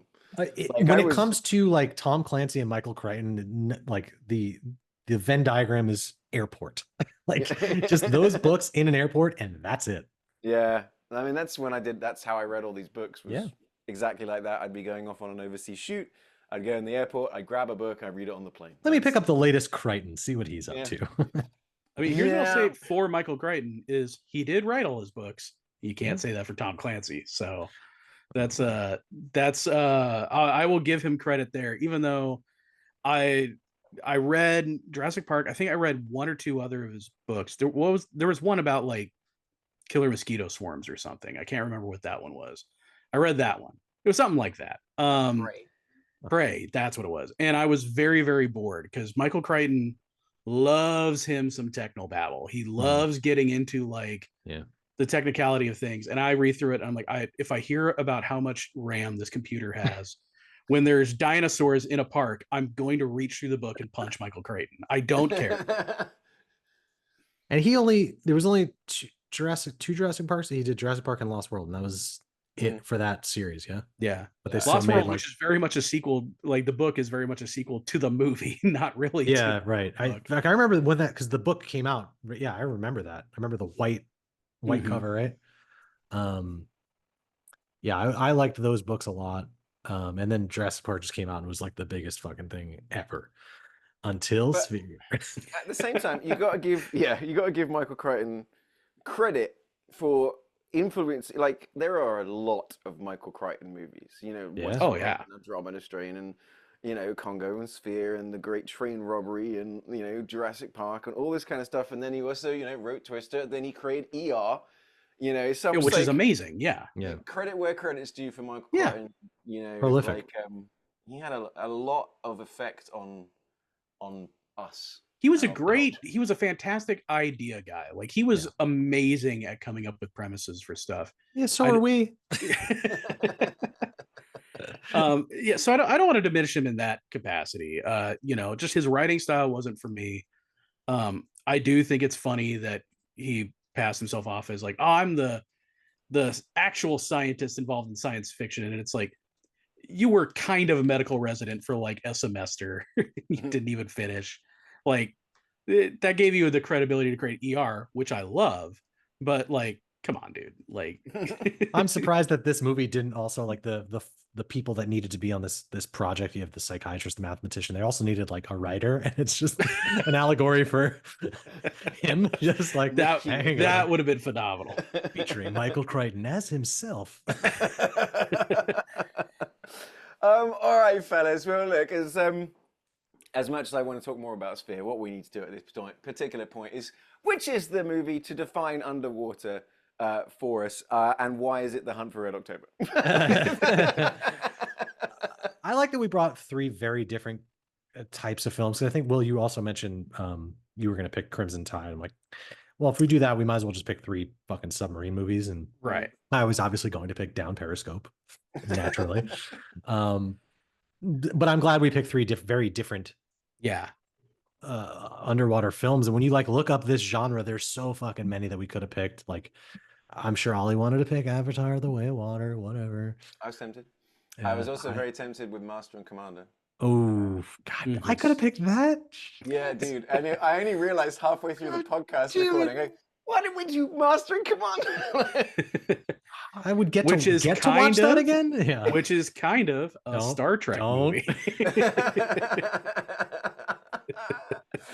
That's a great. So I mean, honestly, guys, I mean, it's in this particular case, it's for me, it's just The Hunt for Red October is the best movie I've made. So it may be my favorite movie. But what that's the thing is like what we were so broad with like what the stipulations of this genre are. If it's just anything that involves water, I mean, technically humans are 85% water. We could have just picked Inner Space. There we go. It's technically a submarine movie.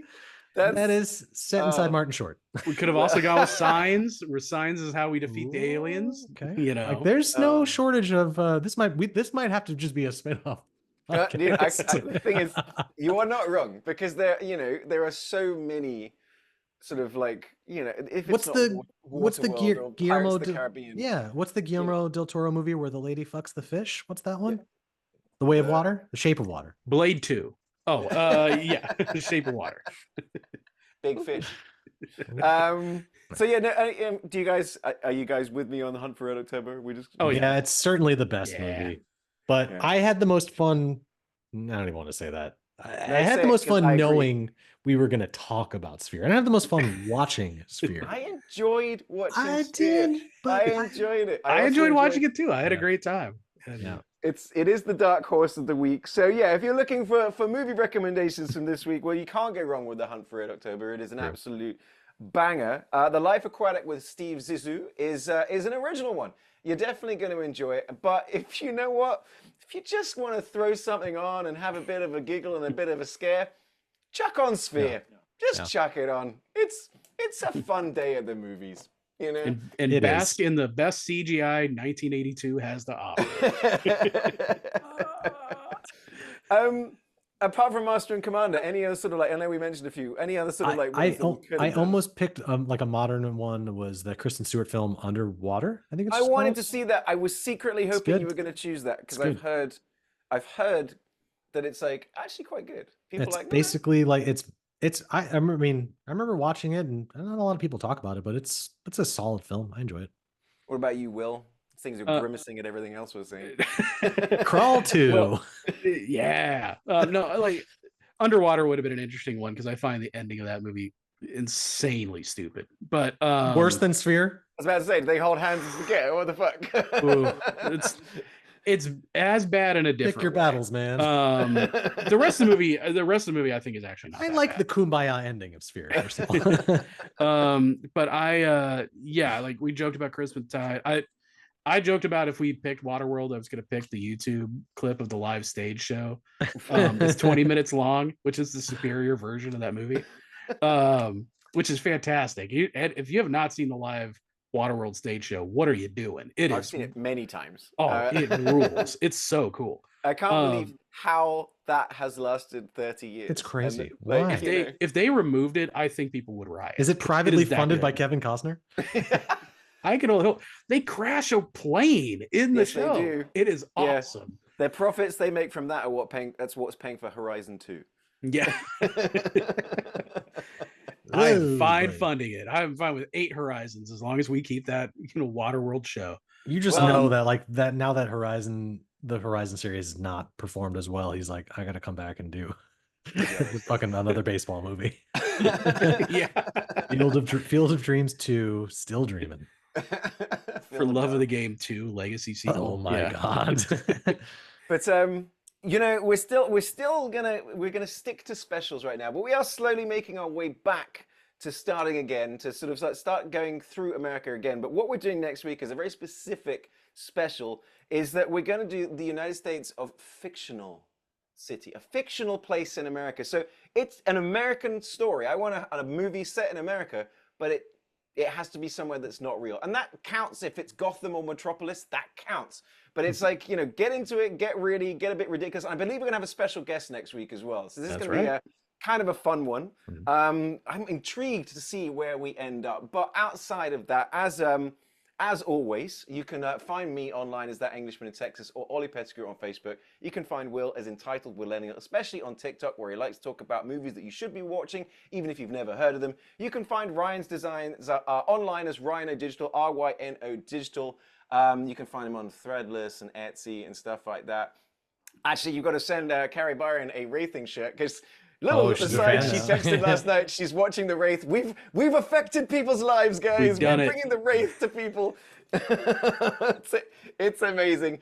So basically, if you don't watch Sphere, watch the Wraith. But outside of that, from me, from Ryan, from Will, thanks for joining us for this episode at the United States of a Movie podcast.